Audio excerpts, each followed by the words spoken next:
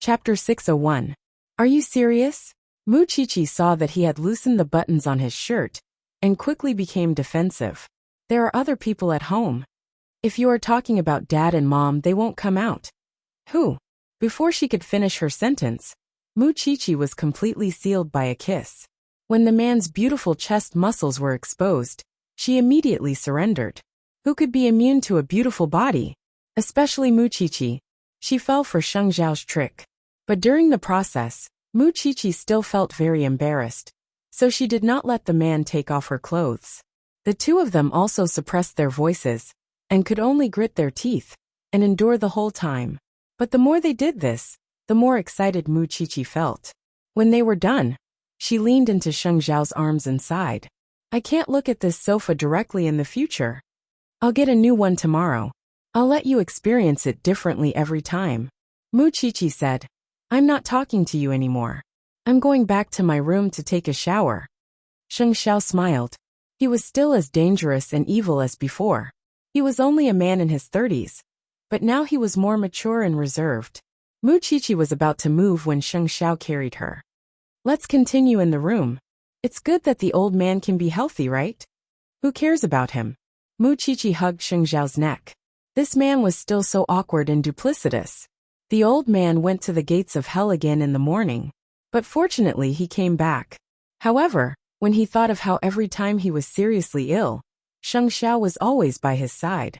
Even the little girl he hated the most, Mu Chichi, was also running around for his sake. He felt that he had really let down the Shun family, especially Grandpa Shen. Perhaps he had really died several times, so he had a new understanding of life. In the past he was too obsessed with power. Now that he thought about it, it was still the happiest thing to have children and grandchildren around him. Another thing that touched Grandpa Shen was that Sheng Zhao had also transferred the butler to this hospital. When he was free, he could visit his old friend. Now, he completely handed over the matters of Huang Yao to Sheng Bowen. Although third brother did not seem to be a good businessman, who knew the future?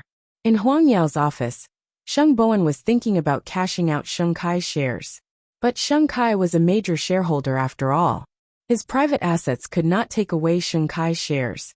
President, I think you can call the chairman, the secretary suggested. It's a good thing that the shares have returned to the chairman. It's not up to us to decide who will take over. It still depends on Sheng Kai's plans. After all, the shares are his. With all due respect, he might retaliate, the secretary reminded Sheng Bowen. I'll call someone first, Sheng Bowen said. Although he did not want to see Sheng Kai again, the matter of the shares had to be settled. At this moment, Sheng Kai was still calming down in the Gu family. He had nothing left except for the shares of Huang Yao. At noon, Sheng Bowen called to ask about the shares and wanted to know what his plans were. In that instant, Sheng Kai only had the most vicious thought in his mind. He was rehearsing how he would take revenge on the Sheng family 1,000,000 times. Thinking that he must become the owner of that place in the future, Sheng Kai answered Sheng Bowen directly. I want to retain my shareholders' rights and interests. I don't need to cash out. Is it interesting? Sheng Bowen asked Sheng Kai. It's not up to you to decide whether it's interesting or not. President Sheng, this matter is not over yet. After that, Sheng Kai hung up. At this time, Gu Xiling walked behind Sheng Kai and said, In 2 days, Grandpa will bring you to meet some people. Kai, we can still make a comeback. Sheng Kai turned around and held Gu Xiling's hand. At this time, only you will still be by my side and never leave me. So, you have to prove to me that I, Gu Xiling, did not marry the wrong man. We will settle the score with the Sheng family slowly. Hatred was the best way to make people grow. Sheng Kai saw the gap between him and Sheng Xiao. But one day, he would let Sheng Xiao know how he had walked step by step towards success. Tang Yin left for 4 whole days. There was no phone call or message from him. There was no news at all. Feng Shanshan went to class and took her exams. After class, she went home. After Xiao Yu's dismemberment case, she did not go to the forensics laboratory again. Her wish to surpass Mu Chichi in the exams was real. Although she did not think that Mu Chichi would try her best, she even suspected that Mu Chichi purposely stayed behind her every time she took the exams. She wanted to keep a low profile and not stand out. This was a kind of ability. On the day of the exams, her classmates suggested going out for a gathering. In fact, there was only half a year left in the second year. Muqiqi did not know any other classmates except for Feng Shanshan. Of course, although Feng Shanshan knew them, their relationship was not good.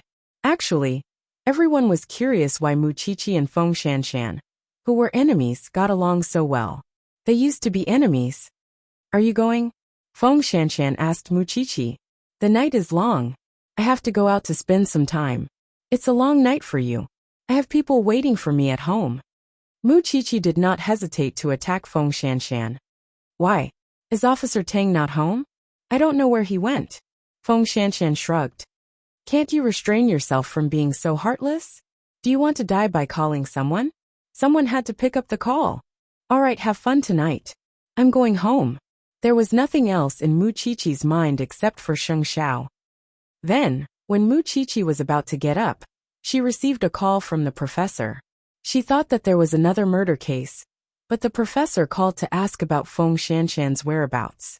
Because Feng Shanshan's phone could not be reached, Feng Shanshan thought for a while and picked up the call. Tang Yin said that the key is with you, so I called you. Did I disturb you? Feng Shanshan was speechless. Was it really good to let the professor know about this? Professor, Officer Tang and I are neighbors. I know. He told me. I'm going to his house to pack some clothes for him. I wonder if it's convenient for you to give me the key. What happened to him? He was shot by a gunman and injured on his left shoulder. He's in the hospital now, explained the professor. Feng Shanshan was dumbfounded when she heard that. Shanshan, I'll go get it. I'll go. Tell me which hospital he's in. Feng Shanshan took the initiative to take the task. That's even better. It saves me the trouble of making another trip. Then, the professor told her the address of the hospital Tang Yin was in. Feng Shanshan hung up and quickly chased after Muqiqi. Send me home? It's urgent. Chapter 602. When they arrived at Feng Shanshan and Tang Yan's courtyard, Feng Shanshan rushed out of the car. Seeing that they were so anxious, Su Che said to Muqiqi, We have to wait, right? Muqiqi immediately laughed. Su Che, you really understand me more and more. Who else could make Feng Shanshan so anxious? She seemed to be carefree all day long, but her actions at this moment had completely exposed her inner thoughts. In less than 10 minutes, Feng Shanshan packed a bag of things and walked out of Tang Yan's house. She found Muqiqi's car was still parked outside. Where? Give you a ride? Feng Shanshan gritted her teeth. This person was definitely doing it on purpose. It's rush hour right now. By the time you get a cab, it'll be half an hour later. Can you endure such torture?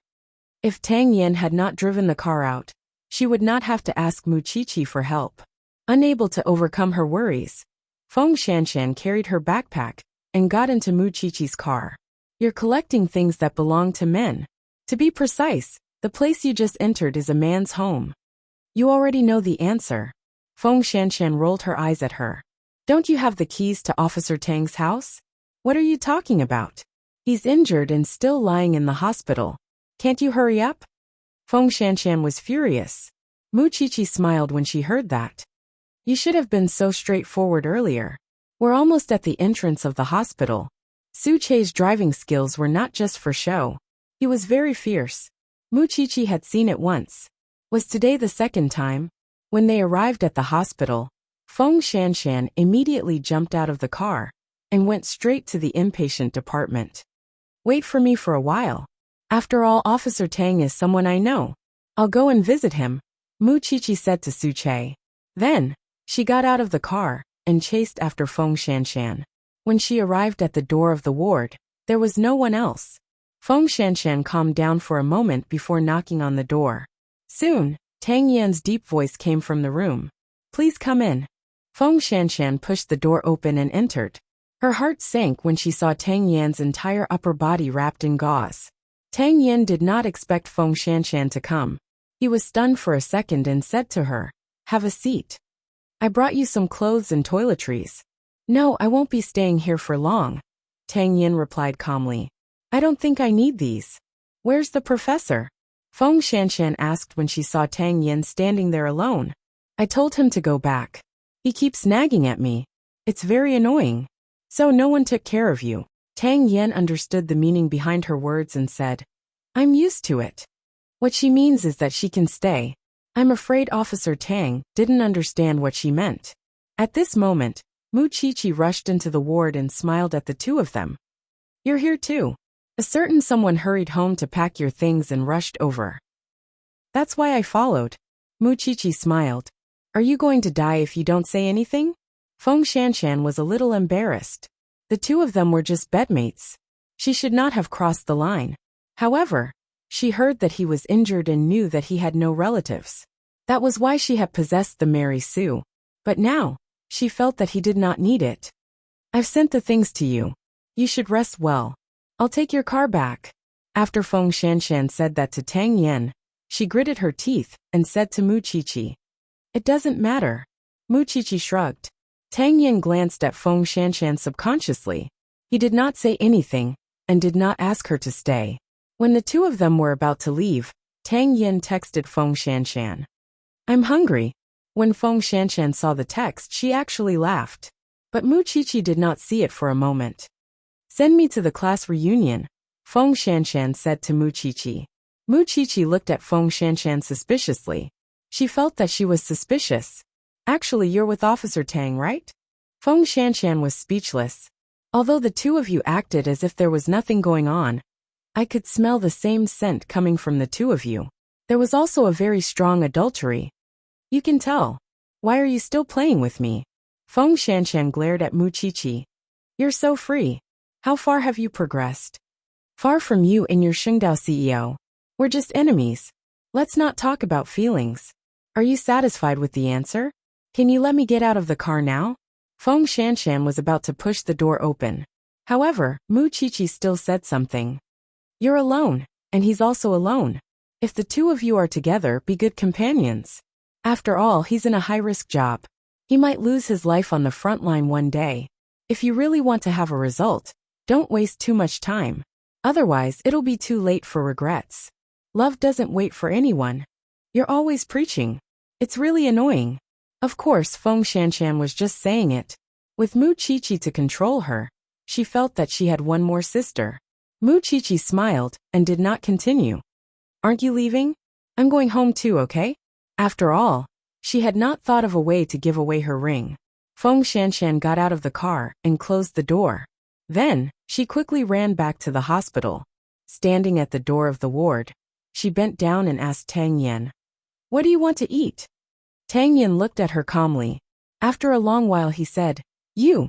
This time, the joint investigation was related to drugs. Those gangsters were outlaws and they were armed. He was shot in the shoulder while trying to save a pregnant woman. Blood splashed on his face. He had fought with death so many times, but he had never been afraid. Anyway, he was alone. Saving one was one. Even if he had to sacrifice himself, it was not a loss. However, at that moment, his mind thought of Feng Shanshan's face. This bad woman not only did all kinds of bad things, but she also stole his heart. When Feng Shanshan heard that, she looked at Tang Yen, and Tang Yen looked back at her. Their eyes met. In fact, they knew very well that once they were involved in something, they could not let it go. When Mu Qiqi returned home, Sheng Xiao was taking a shower. Seeing that perfect figure in front of her, Mu Qiqi tried hard to control herself. Su Che took you for a ride. It was quite fun, huh? Hearing that magnetic voice, Mu Qiqi felt her whole body go numb. She instantly jumped onto Sheng Xiao. I'm happy for Feng Shanshan. Are you happy when your enemy is happy? Sheng Xiao held her little butt and shook his head helplessly. Some people seem to be enemies. Mu Qiqi hugged Sheng Xiao's neck. Officer Tang is a hero, right? Feng Shanshan is also half a beauty, so we're a good match. Then what am I in your heart? Sheng Xiao could not help but tease the little one. Mu Qiqi thought for a moment, and answered seriously, Glory. Chapter 603. Mu Qiqi hung on Sheng Xiao's body and said, Help me take it off. In Sheng Xiao's eyes, Mu Qiqi was a completely spoiled little thing. However, she would only show such a naive look in front of Sheng Xiao. Sheng Xiao was willing to dote on her. After the shower, he said to the little thing, I'll be home late these days. You're on holiday. Be more obedient at home, okay? What happened to Zhongting? I met some malicious competitors, but it's not a big deal, Sheng Xiao replied. I've never failed in the business world. This was the confidence that Sheng Xiao should have. Mu Qiqi kissed him on the cheek and said, Then don't throw Su Che at me. I'll go to the police station and think of a way myself. I'll only be at ease if Su Che follows you. Suspecting your man, huh? I've never doubted you. I trust you more than anyone else. However, worrying is another matter. I can't control it. Sheng Xiao carried Mu Qiqi and brought her out of the bathroom. Did you put honey on your mouth? However, what Mu Qiqi did not know was that Sheng Xiao was not dealing with some rich second-generation tycoon. Every one of his opponents now had an unimaginable background. The hospital was especially quiet late at night. The professor was supposed to come, but Tang Yin refused to see him. If he came, he would not be able to rest well. Tang Yin only knew that he had a nurse to take care of him. It was more useful than being an uncle in the hospital. The professor thought about it and felt that what Tang Yin said made sense, so he did not disturb him and let him rest well. Feng Shanshan looked at the man lying on the bed and thought, this man is full of merits. Feng Shanshan was lying by the bed. When Tang Yin woke up and saw this woman, he felt at ease for no reason. He was used to being alone for half his life. He had never thought that there would be someone who would make him so worried. Feng Shanshan felt that someone was watching her, so she propped herself up and looked at Tang Yin. Where does it hurt? Tang Yin shook his head and said, the moment the bullet pierced my shoulder, I only thought of one thing. What? It would be great if I could sleep with you again. Feng Shanshan was speechless. In the future, if anyone said that this man had no EQ, she would be angry with them. This man was so good at flirting. When you're better, you can't sleep here. You should go back. Tang Yin looked at Feng Shanshan and said seriously, I don't need you to stay by my side. Do you think I want to? Where do you expect me to get a taxi in the middle of the night? Are you sure you want me to go back alone? Feng Shanshan was angry for no reason. This man had just messed you up, and now he was pouring a bucket of cold water on you. Is it because you can't go, or do you not want to go? Is there a difference? Feng Shanshan asked. Tang Yin was stunned and did not speak for a long time. After a long time, he moved half of his bed and said, Come up. Feng Shanshan looked at the wounds on his body and really did not dare to lie with him. As usual, I'll sleep on the sofa. You don't have to worry about me. This girl had a stubborn temper, and she would explode at the slightest touch. In the past, she used to go out and fool around, and she even had a rich second-generation boyfriend. In fact, she even had an abortion. She had done something that most girls did not dare to try. She should be the object of men's play, and they would definitely avoid her when they got married. However, for some reason, the more Feng Shanshan was like this, the more Tang Yin wanted to hold her in his palm, hurt her, and *ck her hard. However, the more he thought about it, the more he could not force Feng Shanshan, because once she found out about his feelings, she might run away without a care. Tang Yin looked at Feng Shanshan lying on the sofa and curled up into a ball. He did not force her, but looked at her naughty face for a long time. She really needed to be taught a lesson. The next day, the first day of the holiday, Mu Qiqi just wanted to know what was going on in the hospital. So she went to the hospital early in the morning and bought breakfast for the two of them. When Feng Shanshan saw her in the ward, she had just woken up from the sofa. My Mrs. Sheng, it's only 7 o'clock in the morning. Aren't you here too early? I'm afraid that you'll be hungry. Aren't you grateful? Mu Qiqi winked at her. Anyway, there are no cases at the station now, and we're on vacation. Isn't it good for me to come and see you earlier? You're here to see me make a fool of myself, aren't you? Feng Shanshan combed her hair with her hand. At the side, Tang Yin sat on the hospital bed and looked at the two of them. Go back. Uncle will come later. So, you were here last night. Mu Qiqi smiled. Look at you. You don't look like someone who can keep watch at night. You don't know how to take care of people at all. You know, after saying that, Feng Shanshan went to the bathroom to wash her face. Then I'm really leaving. Okay.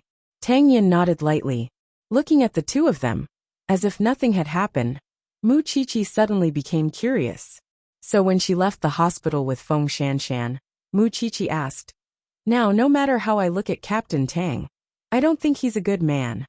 At the mention of this, Feng Shanshan was angry. "He's a beast, a naked beast. Tell me about it." At the mention of this, Feng Shanshan was a little discouraged. Although she knew that she couldn't pursue a person's past, when she thought of how many girlfriends Tang Yan had in the past, she felt her chest tighten, and very uncomfortable. He's always been an expert in love. The number of women he's slept with can't even be counted with 10 fingers. "What else do you want me to say?" Mu Qiqi said. "I really can't tell. He's a dangerous person." After saying this, Feng Shanshan nestled in the car to rest. However, the two of them were still halfway when they received a call from the branch office. "The two of you are free now. Hurry up and come to the branch office to help. There's a new case." But now that Tang Yin was injured, who would lead the team? Mu Qiqi glanced at Feng Shanshan and pressed the dark circles on her face. "Go back to sleep. I'll go over." "No need. I'm very energetic now." She was very energetic because of that man. Mu Qiqi thought to herself. She had thought that Tang Yin was at a disadvantage when Feng Shanshan and Tang Yin were together, because he looked upright and loyal. Who knew that he was also a Casanova? Now Mu Qiqi didn't know which one of them was more absurd. The two of them immediately rushed to the police station. At this time, Tang Yin was actually there. After receiving the news, he immediately rushed over. However, she saw that he was wearing a thick trench coat, so no one could tell that he was injured at all. Although his face was not good, he was full of energy. Did this person not want to live? Feng Shanshan was resentful and angry, but she didn't know how to vent it because she and Tang Yin had nothing to do with each other. Chapter 604. "Let's go to the crime scene first," Tang Yin ordered the team. "We'll tell you how the body was found on the way."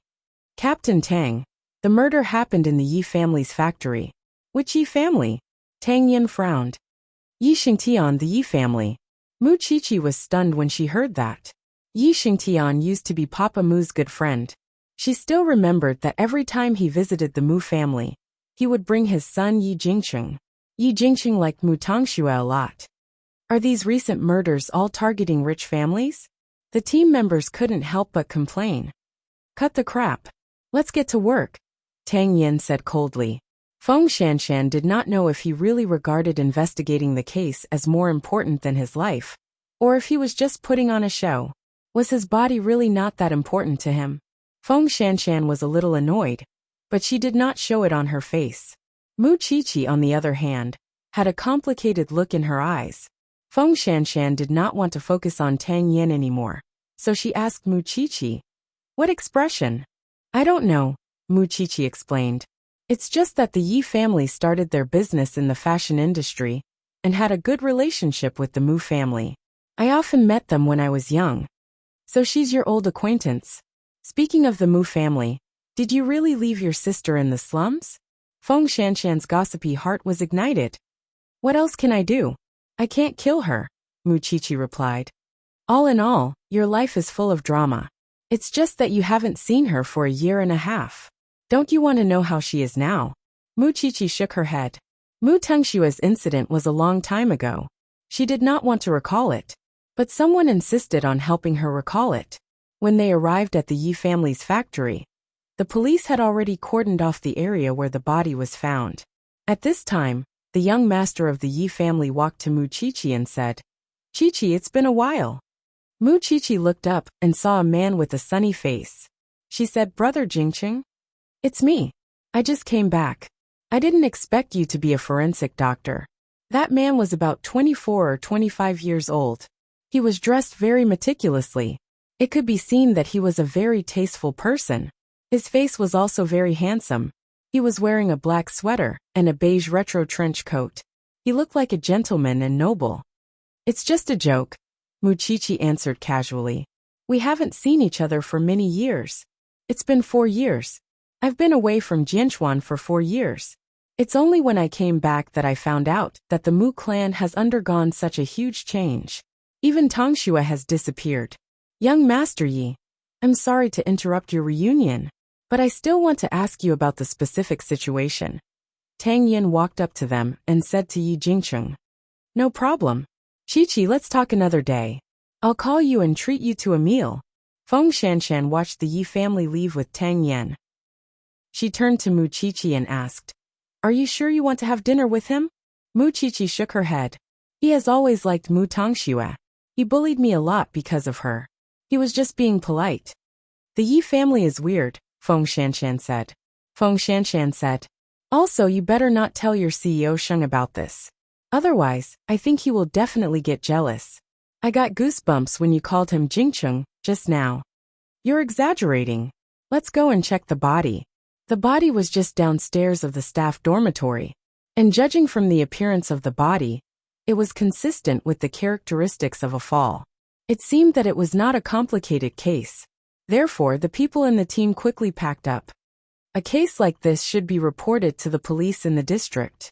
"Why did you report it to the criminal investigation team?" The police in the team complained again. It was mainly because the case looked simple. Whether it's the criminal investigation team or the ordinary criminal police, it's our fault for failing to protect the people. After saying that, Tang Yin got into his off-road vehicle. But only Feng Shanshan noticed that there was blood seeping out of his coat. Mu Chi-Chi was about to get into the police car, but Yi Jingqing stopped her. "Chi-Chi, I really want to know where Tongxue is. If you have any news about her, remember to tell me." Mu Chi-Chi smiled and did not say anything. Since he knew that she and the Mu family were in such a mess, he should know that there was no connection between her and Mu Tongxue. But the point was, why did he ask her when he knew that Mu Tongxue lived in the slums? Was there a deeper meaning behind it? Feng Shanshan saw that she was full of thoughts, so she leaned on her arm. "What are you thinking about? You look so focused." "I heard a senior say that the people from the Yi family bypassed the police in the district and reported the case to the criminal investigation team." "Why? Did you find anything?" Mu Chi-Chi shook her head. She felt that this matter was directed at her, but she could not say such a narcissistic thought out loud. Yi Jingqing had a good relationship with Mu Tongxue since they were young. Now that Mu Tongxue was being tortured by her, she did not believe that Yi Jingqing knew nothing about it. "What are you thinking about? You look so focused." "I'm thinking that you should control Officer Tang. Didn't he just get shot in the shoulder?" Mu Chi-Chi put aside her doubts for the time being and did not continue to suspect Yi Jingqing. "Do you think he will listen to me?" Feng Shanshan said impatiently. "There is no one in his heart, only the case. So, why should she take care of someone who was alive and kicking? She was just asking for trouble." Because of that, Feng Shanshan went straight to the forensics laboratory when she arrived at the entrance of the police station. Although the body was almost certain to have fallen to death, whether it was a suicide or a homicide still needed to be investigated. Tang Yin saw Feng Shanshan going to the autopsy room. At that time, their eyes met, but Feng Shanshan's eyes were cold. She did not care about Tang Yin at all. Mu Chi-Chi, on the other hand, kept the Yi family's matter in her heart. She had said that she would not allow anything that could threaten her safety to exist. Protecting her was equivalent to protecting Sheng Xiao. Yi Jingqing clearly wanted to remind her that Mu Tongxue still existed in this world. Was he fighting for justice for Mu Tongxue? In the afternoon, Mu Chi-Chi went to Zhongting with a lot on her mind. When the secretary saw her deep in thought, she opened the door of Sheng Xiao's office for her. "CEO, Madam." Chapter 605. Mu Chi-Chi walked to Sheng Xiao and sat on his lap quietly. "What's wrong?" Sheng Xiao hugged her, but he did not stop his work. "I went out with the criminal investigation team today and met an old acquaintance of the Mu family." When Sheng Xiao heard the Mu family, he knew that it must be related to Mu Tongxue. She did not care about anything else. That person is Yi Jingqing. He used to like Mu Tongxue very much. He went abroad 4 years ago and only came back recently.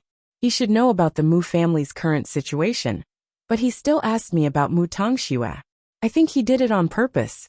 Sheng Xiao put down the pen in his hand and looked at Mu Chi-Chi. "So, what are you worried about?" "He and Mu Tongxue bullied me before," said Mu Chi-Chi. "What kind of bully?" Sheng Xiao looked at her. His eyes were sharp and deep like a deep lake. "You will help Mu Tangxue to frame me," said Muqiqi. "It's not that I still hold a grudge against him. I just feel that he's deliberately mystifying things. In fact, he has ill intentions." Sheng Xiao patted Muqiqi's head and comforted her. "Don't be afraid, okay? That's true. He is 24 or 25 years old now. He won't be the same as when he was young." Muqiqi seemed relaxed because she had someone to rely on now. However, the shadow of childhood was not something that could be gotten rid of easily. In order to comfort the little one in his arms, Sheng Xiao stopped his work. He hugged her and said softly, "Tell me about your childhood, except for the parts one knows. I've been so happy these 2 years. How can I remember so much?" "Then, do you want me to investigate?" asked Sheng Xiao. Muqiqi looked at her man and sighed.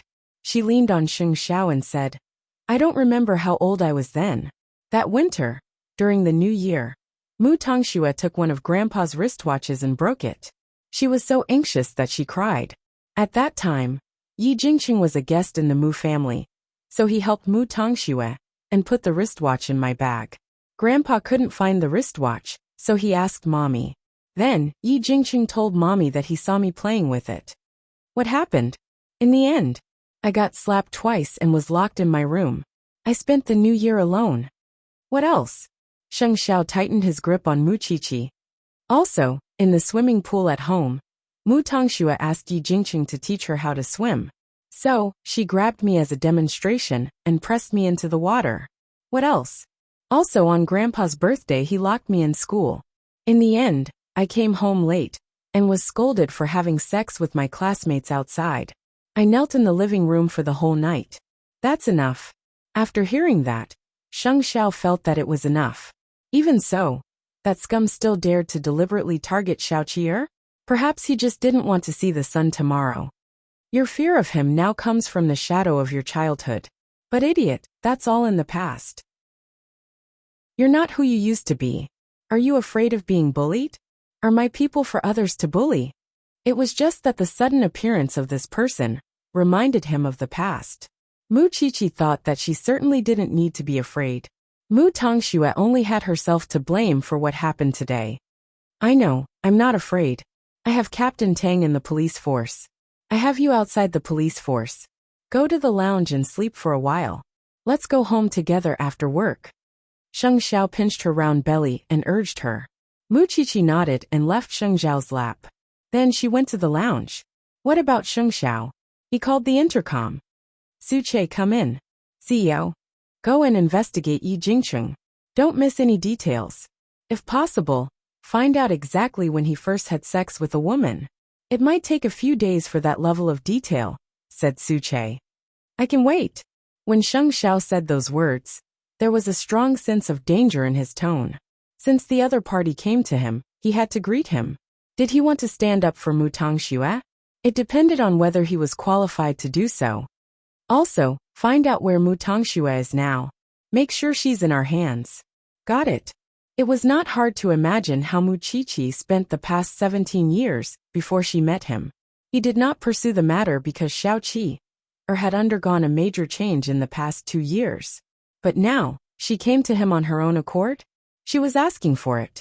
In the afternoon at the police station, the forensic report showed that the victim did not commit suicide. Instead, he was pushed down from the rooftop. Since it was a homicide, the case would be taken over by the Major Crimes Unit. The Yi family was very cooperative. After all, it happened in their own house. They hoped that the police could solve the case as soon as possible. Since he is Muqiqi's old acquaintance, it should be easier for him to go to the Yi family. But Feng Shanshan shook her head. However, Feng Shanshan shook her head. Don't count on Xiao Qi for this. Her relationship with that Yi guy is definitely not good. If that's the case, we can't force her, said the professor. Just then, Tang Yen entered the laboratory with his injury. I'm here to get the autopsy report. The cause of death was a fall, but he was tied up before he died. There are different degrees of strangulation marks on his neck and wrists. The time of death was between 5 and 7 in the morning. The child was 21 years old, in the prime of his youth. He was a university graduate. As for whether he was drugged or not, we can only tell you after the autopsy. Have you informed his family? They are on the way, said Tang Yin. Then you can start with the people around the child. Tang Yin nodded and was about to leave. But when his eyes met Feng Shanshan's, he realized that she was deliberately avoiding his gaze. She even looked away. Since when did he offend this person? At 6 in the evening, a group of people went out for dinner. Tang Yin called Feng Shanshan to the door. Tell me what's wrong. What's wrong? Feng Shanshan asked in confusion. The way you look at me and my attitude. Is it important to you how I look at you? Feng Shanshan leaned against the wall and looked at Tang Yin. You can do whatever you want. Solving the case is the most important thing. How can I stop you? The wounds on your body have opened, haven't they? Who are you trying so hard for? If you have someone in your heart, you won't be so reckless. So, Officer Tang, what do you think is wrong with my attitude towards you? Tang Yin turned around quietly and went back to the police station. Feng Shanshan did not stay at the door. She went out to look for food. She felt that she was a little pretentious, but Tang Yan's reckless way of doing things made her see a lot of things clearly. Feelings were not something that one could hope for. They were just partners in bed. Chapter 606. She was worried, but she was not in the position to care. This made Feng Shanshan very uncomfortable. In addition, Tang Yin did not care about his own body. Feng Shanshan almost exploded, especially when she saw the blood on his shoulder. After dinner, Feng Shanshan returned to the police station. Seeing that Tang Yin was eating in the station, she took a detour. However, Tang Yin reached out and pulled her to sit beside him. What are you doing? Someone saw us. They're all out, Tang Yin said. What do you want to say to me? Just say it. Feng Shanshan rolled her eyes. She was actually more worried about being seen by passers-by. She did not want to have anything to do with this man in public. I know my own body. If I can't be discharged, I won't force myself, Tang Yin said in a low voice as he took a sip of coffee. So was this his explanation? Who cares about you? Feng Shanshan snorted. Don't forget that we have nothing to do with each other. Having said that, Feng Shanshan got up from the stool. Tang Yin did not stop her. He only felt that this woman was really heartless and difficult to serve. Feng Shanshan thought that Tang Yin would stay in the station that night, or go straight to the crime scene without sleeping. However, when it was time to get off work, he went straight to the forensics laboratory and asked Feng Shanshan, I'm injured and can't drive. Can you send me? The professor looked at Feng Shanshan, and Feng Shanshan looked at the professor in confusion. The professor knew that they were neighbors, so he was so unscrupulous. If you can't drive, you should go to the hospital. Or you can ask your subordinates to drive. Feng Shanshan refused directly. Shanshan, this kid has sent you many times before. What's wrong with you sending him once? I just don't want to. Tang Yin did not say anything. He turned around and walked out. He really found his subordinates and drove the off-road vehicle home. What's wrong with you too? The professor was a little confused. Weren't you good before? No matter what, you're colleagues who care for each other. I just don't like him. Feng Shanshan rolled her eyes. It was not until 10 o'clock that she went home. However, when she reached the door, she hesitated. Should she knock on the door? In the end, Tang Yin sent her a text message. If you're not going home, at least tell me where you went. Open the door. After hesitating for a long time, Feng Shanshan still typed these 2 words. Tang Yin opened the door for her half-naked. The gauze on his shoulder was soaked in blood, which made Feng Shanshan very angry. What are you angry about? Tang Yin returned to the living room, sat on the sofa, and looked at Feng Shanshan. I don't like cold wars, and I don't like inexplicable anger. You can make things clear. There's no need to keep mocking me. That's who I am, Feng Shanshan said bluntly. Shanshan. This was the first time Feng Shanshan heard Tang Yin call her that. Feng Shanshan took a deep breath and entered the room first. She closed the door and calmed herself down. I'm just very confused. I don't know why I'm angry at you. I knew it had nothing to do with you. But when I heard that you were injured, I ran faster than anyone else. You took a bullet yesterday and came to work today.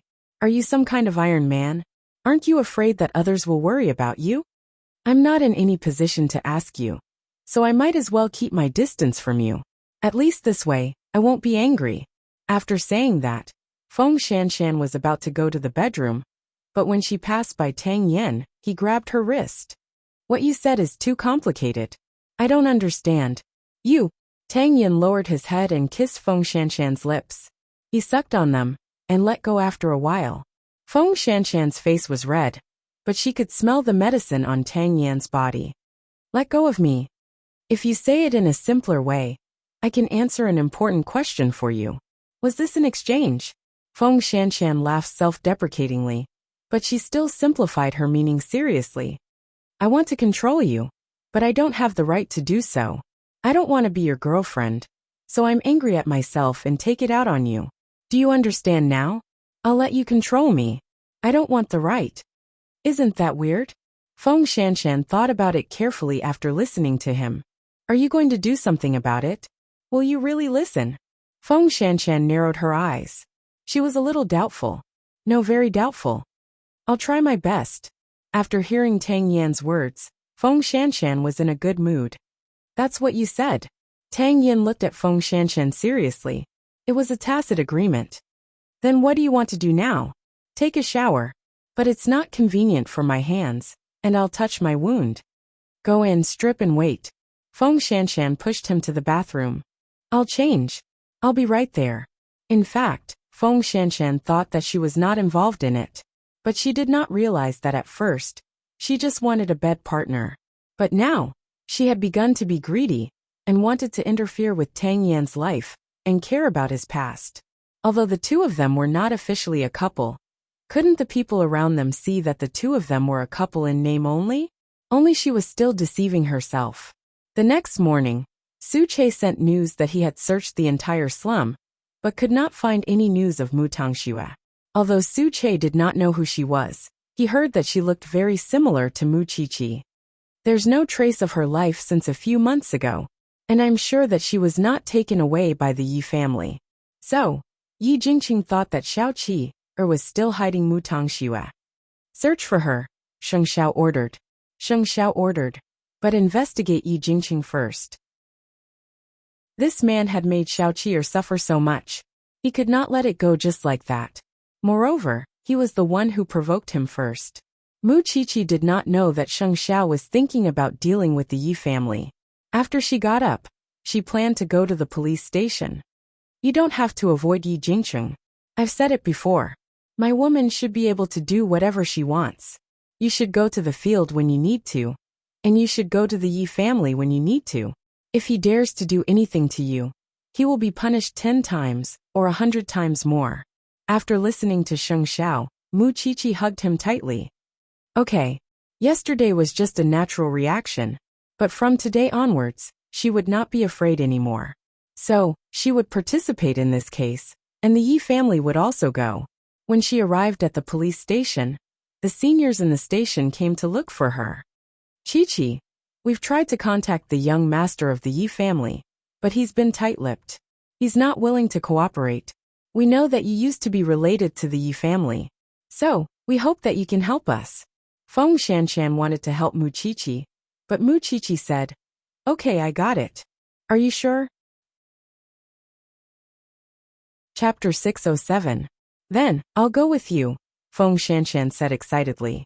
Feng Shanshan said excitedly. She was really happy because she had reached a new consensus with that man last night. Are you in a good mood today? Feng Shanshan glanced at someone in the police station and nodded. Not bad. It seems that Officer Tang is very pleasing to you. Mu Qiqi smiled too. In front of outsiders, one was the captain of the criminal investigation team, and the other was an assistant. Their worlds seemed to overlap, but there was a gap in their identities. Moreover, Tang Yin was cold to women, so the people in the police station did not associate them together. Soon, they went out to the field with the seniors. Not long after, Mu Qiqi was brought to Yi Jingqing's office. Qiqi, this is the place. Mu Qiqi nodded, and took a deep breath to calm herself down. Then, she knocked on the door of Yi Jingqing's office. Come in. Mu Qiqi pushed the door open and walked in. She did not bring any other police officers with her. She walked to Yi Jingqing's desk alone. Can I bother you for a while? Yi Jingqing stopped what he was doing and looked at Mu Qiqi. He nodded with a smile. Of course. Brother Jingcheng, did the police investigation cause you any inconvenience? Not really, Yi Jingcheng replied. Then, can you please cooperate with the police? After all, solving this case quickly can restore peace to Yi Holdings as soon as possible. Then, won't the time I see you be greatly reduced? Yi Jingcheng smiled deeply. I was deceived by my parents when I went abroad for a few years. They said that you and your sister are living a happy life and don't need me to disturb you. So, I did not contact Tangxue for a few years. But now that I'm back, I can't find her. Do you know where she is? He was still so strange. Since you have been to the Mu family, you should know that a lot of things happened between me and Mu Tangxue. I know. You even left her in the slums. Yi Jingcheng continued to smile. His calm, cunning and sinister expression was exactly the same as when he was young. Since you know, why are you asking me for her? Mu Qiqi looked at Yi Jingcheng deeply. After all, she was not someone who could be easily frightened. On the other hand, Yi Jingcheng's impression of Mu Qiqi had changed a lot. At this moment, the girl who had been meek and submissive seemed to have ceased to exist. He knew that Sheng Xiao was behind Mu Qiqi, but he did not know that Mu Qiqi herself had changed so much. You guys were the ones who dealt with him. If I don't ask you guys, who should I ask? Yi Jingcheng raised an eyebrow. Tell me where Tangxue lives, and I will cooperate with the police. Isn't this a win-win situation? I don't know where she is right now. Even if I knew, I wouldn't tell you. So you don't have to threaten me with the investigation. The police don't need you. On the contrary, I want to warn you that this matter hasn't been spread yet. Your Yi Group's stock hasn't been affected yet. However, it doesn't mean that it won't happen in the future. Qiqi, you have changed a lot. Yi Jingcheng looked at Mu Qiqi in surprise. I thought you would be afraid when you saw me yesterday. Afraid? Mu Qiqi chuckled. Afraid of you? Shouldn't you be afraid of me? Mu Qiqi shook her head and smiled. In the beginning, I admit that I was a little afraid. But now, I understand that it's just because of the trauma when I was young. I don't need to be afraid of you now. Why should I be afraid of you? I heard that you were trained by Sheng Xiao. Then show me what you are capable of. Let me see what kind of student the most famous man in Jianchuan teaches. You don't deserve to mention his name. Having said that, Mu Qiqi stood up from the chair. The two of them had an unpleasant conversation. Then, Mu Qiqi walked out of Yi Jingcheng's office and went to the entrance of Yi Group. How is it? The seniors came up to her immediately. Mu Qiqi shook her head. Don't count on him. He threatened me. Tang Yan's face darkened when he heard Mu Qiqi's words. He told the team, follow the procedure. Report when necessary. Tang Yan and Sheng Xiao were the same kind of people. They were protective. Since Mu Qiqi was from the police station, she was under his protection. How could a forensic doctor be threatened? Did he think he was dead? Actually, there was another reason why he protected Mu Qiqi. She was Feng Shanshan's only friend. If she was bullied, not only would Sheng Xiao not agree to it, Feng Shanshan would also feel bad. What did he threaten you with? Mu Tangshue's whereabouts, Mu Qiqi answered Feng Shanshan. It seems that he really likes Mu Tangxue. I don't think you should come to this damn place. I don't know what kind of trap the young master of the Yi family is going to set for you if you stay here to investigate the case. Feng Shanshan shrugged. Tang Yin glanced at Feng Shanshan and said to Mu Qiqi, she's right. If Yi Jingcheng wants to deal with you, he will also deal with the police. This is not good for our investigation. You're wrong. If I don't appear here, he won't give you any clues. I thought it was because of your childhood bosom brother that your CEO Sheng has a rival in love. I didn't expect him to ignore you at all. Mu Qiqi glanced at Feng Shanshan and said, you won't understand. Yi Jingcheng wanted to know where Mu Tangxue was. There was no way. She never regretted sending Mu Tangxue there. After all, Mu Tangxue had done too many evil things. How about this? The victim's parents have arrived at Jianchuan just now. They are at the entrance of the police station now. Mu Qiqi, go back to the police station and ask the victim's parents about the situation. This is also part of the investigation, Tang Yin said. Okay. Mu Qiqi did not refuse. But just when Mu Qiqi turned around and walked toward the police car, she heard Feng Shanshan shouting, be careful. Then, a flower pot fell beside Muchichi's feet and was smashed into pieces. Everyone looked up at the Yi Holdings building, but saw nothing. After all, it was dozens of floors high. Who would know which floor it was thrown from? But in fact, everyone knew that the flower pot was thrown at Muchichi. If CEO Sheng knows about this, Yi Jingqing's head will be smashed. Feng Shanshan snorted. I'll go with you. But when she left, she looked at Tang Yin meaningfully. Her meaning was self-evident. Try working for long hours if you dare. Try it if you don't know how to rest. Although Tang Yin did not say anything, he understood Feng Shanshan's threat. Last night, the two of them had agreed that she would take care of him, and he would take care of her. Although he did not say it, he must have agreed in his heart. Chapter 608. On the way back, Feng Shanshan couldn't help but ask Muchichi, "What's the grudge between you and that Yi guy?" Muchichi snorted coldly and answered, "When I was young, he teamed up with Mu Tongxue to bully me.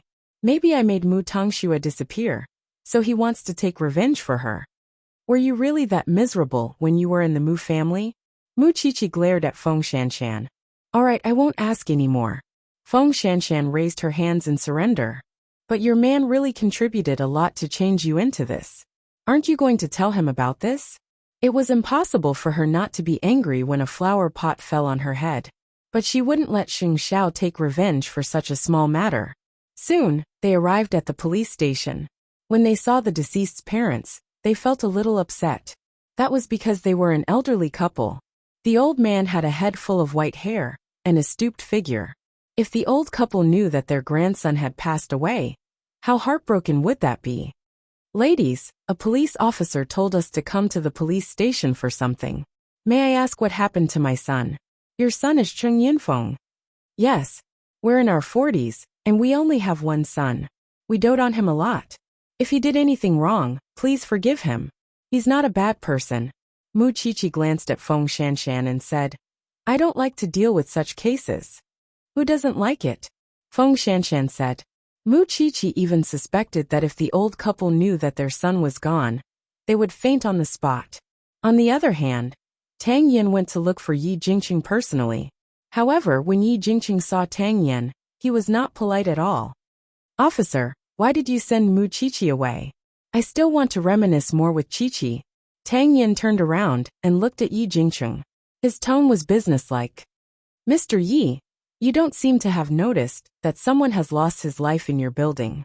Life is so fragile now." Yi Jingqing smiled. "Officer, I thought you should be used to it. I've also heard about what happened between you and Muchichi, but I advise you not to attack Muchichi so easily before you find what you want. Otherwise, the thing you care about might suffer 10 times more than what she suffered. What do you think?" Tang Yin said in a deep voice. Yi Jingqing suddenly stopped smiling and looked at Tang Yin coldly. "You can investigate the case, but don't affect my business. The person died in the Yi group.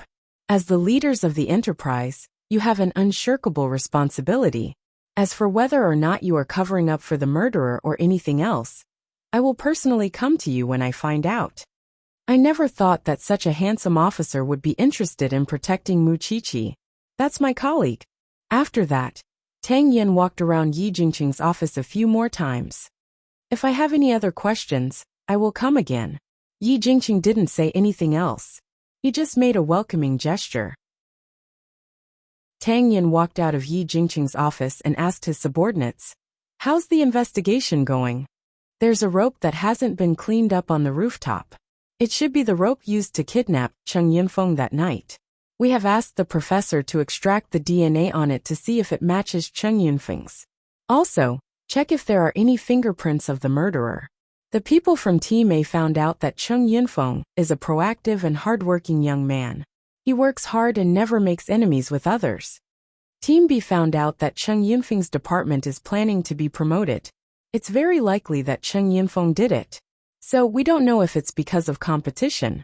Speaking of which, we really have to say that the Yi family is really a ruthless enterprise. It takes a long time and it's tiring. They don't even treat people as human beings. Go and investigate the employees who are competing with Cheng Yinfeng. The rest of you, follow me back to the police station," Tang Yin ordered. As for Yi Jingcheng, he was a bit of a hindrance. Since it was a personal grudge, he felt that this matter could be solved through private channels. They got into the police car. Tang Yin sat in the back and closed his eyes. When the others saw this, they couldn't help but say, "Captain Tang, why don't you go home and rest? We will continue to follow up. We will report to you in detail if there's any progress. I will go back to the police station to rest. You guys continue." Tang Yin nodded. When the others saw that he agreed to rest, they were a little surprised. After all, Tang Yin was a famous workaholic ever since he came to the police station. But now he was willing to rest. His teammates didn't know that Tang Yin was injured. They thought that his investigation was going smoothly.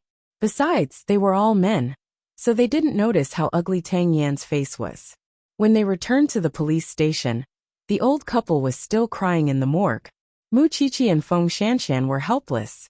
But Tang Yin said, "You can't even handle such a small matter. Go out and let me handle it." Feng Shanshan rolled her eyes. It didn't matter. However, 5 minutes after she and Mu Qiqi left, the old couple was comforted by Tang Yin. Then, he handed them over to the others. "Where are you going?" Feng Shanshan saw him leaving the morgue and quickly asked. Wasn't he halfway done? "Rest." Tang Yin only replied with 2 words. Feng Shanshan almost laughed out loud, because only she knew that Tang Yin was being obedient. However, after going to the restroom, Tang Yin still planned to call someone. That was Mu Qiqi's family. He had never seen how smart the most famous man in Jianchuan was. When he received Tang Yan's call, Sheng Xiao had just finished a video conference. Seeing that it was an unfamiliar call, he waited until it rang 3 times before officially picking up. "I'm Sheng Xiao. I'm Tang Yan." When he heard Tang Yan's name, Sheng Xiao knew who the person was. However, it was strange that the call was actually on his phone. "Is it about the Yi family?" Sheng Xiao asked Tang Yan directly. "Chief Sheng, you really live up to your name. Mu Qiqi was almost hit by a flower pot today. Yi is full of hostility toward her. He seems to be looking for someone. Do you know Chief Sheng?" "Captain Tang, you can even get my phone number without asking. How can you not know what Yi is looking for?" Sheng Xiao chuckled. The 2 men seemed to have a strong aura. "Are you here to remind me?" Chapter 609. Then, "Thank you for reminding me, Captain Tang," Sheng Xiao said in a low voice. "But Captain Tang suddenly called me. I don't think it's just about cheer. There must be something else, right? It's so easy to talk to smart people." Actually, Tang Yin called not only to let Sheng Xiao be more vigilant, but also to get Yi Jingqing's cooperation. Some things were private. The police could not interfere. But it was better for Sheng Xiao to know what Yi Jingqing had done to Mu Qiqi than Mu Qiqi hiding it from him. "I can say hello to Captain Tang the next time we meet." If Lin Muan was a half-mature lion, then Tang Yin was definitely a mature tiger. Although their paths were different, they were both solid forces that he could get to know. Since was under his command, she would need Tang Yan's care in the future. So, Sheng Xiao decided to do Tang Yin a favor. After all, didn't Yi Jingqing hit his heart with a flower pot? After answering Tang Yan's call, Sheng Xiao answered the intercom. "Su Che." "Chief." Su Che had just come back and was collecting information about Yi Jingqing. "Help me do something first," Sheng Xiao said. "Send a visitation card to the Yi family." "Okay." Su Che nodded. "By the way, help me prepare something." Mu Qiqi did not know that Sheng Xiao had interfered in this matter. After the old couple had cried enough, she went to the police's resting area with Feng Shanshan. Currently, the old couple was answering questions from the other police officers. Mu Qiqi looked at the old couple and felt sad. They had a son in their old age, but he was gone just like that. What hope did they have for their future? I wonder what Tang Yin said to them. Hearing Feng Shanshan's nagging, he knew that she was still worried about the future of the old couple. She was such a person. She was tough on the outside but soft on the inside. "Aren't you curious about what they said, Captain Tang?" "Yes." Feng Shanshan nodded honestly. She also had some naughty thoughts in her mind. She wanted to go to the resting room to see Tang Yin now. Perhaps Mu Qiqi understood her expression. After all, she was experienced. So she said to her, "Go ahead." I'll keep an eye on them for you. He's a veteran. Feng Shanshan chuckled. After noticing that there was no one around, she slipped into the police station's shabby break room. Tang Yin leaned on the bed and closed his eyes to sleep. Feng Shanshan approached him quietly. She was about to sit beside him, but she was startled by his voice. What are you doing here? I can't rest well either. I just want to know what you said to the old couple. Aren't you afraid that they'll commit suicide? Tang Yin closed his eyes and remained silent for a while, which made Feng Shanshan think that he had fallen asleep. But just as Feng Shanshan was about to leave, he said, Life may seem flashy on the surface, but those who live in it are very fragile and vulnerable. On the other hand, those who look like they're riddled with holes and would collapse with a single strike have hearts that are even more unyielding than you can imagine. That's because they've been tempered by life and have already become resilient.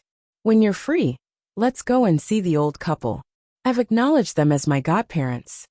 After listening to him, Feng Shanshan suddenly understood where Tang Yan's story and his deep thoughts came from. Perhaps it was because he had seen too much and experienced too much. That was why he was like this now. Do you always deal with such things like this? There are about 6 families that I'm sponsoring now. Why would I care about one more? Once you've gotten the answer you want, you can leave now. Feng Shanshan nodded and got up from the bed. Have a good rest. But when she walked to the door, the corners of her lips curled up unconsciously. Although Tang Yin had a lot of bad habits, and his behavior was strange, he could really be called a hero. Even if it was not in other people's eyes, it was in her heart. At 3 o'clock in the afternoon, Papa Yi arrived at Yi Holdings and told Yi Jingqing that he had received Sheng Zhao's visiting card. Yi Jingqing thought that Sheng Zhao's importance to Mu Qiqi was not just a rumor. Father, no matter what CEO Sheng's intention is, I will take good care of him. Don't worry, I know you're still holding a grudge because of Tang Xue, but now that you can't find her, you must cheer up. Even if you can offend the Sheng family, don't provoke Sheng Xiao. Since he came to you personally, it means that you've done something to make him unhappy. I know, Father, Yi Jingqing answered calmly. Are the police still in Yi Holdings? Yes, that employee did not commit suicide. So before the case is solved, the police will come and go in Yi Holdings, Yi Jingqing answered. Make the necessary arrangements. The Gu family is the best example. You must cooperate with the police. Don't cause any scandal and embarrass Yi Holdings. I know, Father, Yi Jingqing said nervously. Also, don't offend that Officer Tang from the criminal investigation team. He is not a kind person. He will fight with you until the end. Unexpectedly, Tang Yin was so famous. Don't worry, Father. After that, Papa Yi left Yi Holdings quickly.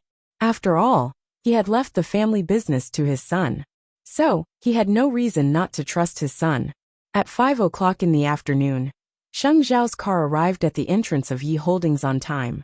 Sheng Xiao already knew that his Xiao Qi was now in the police force.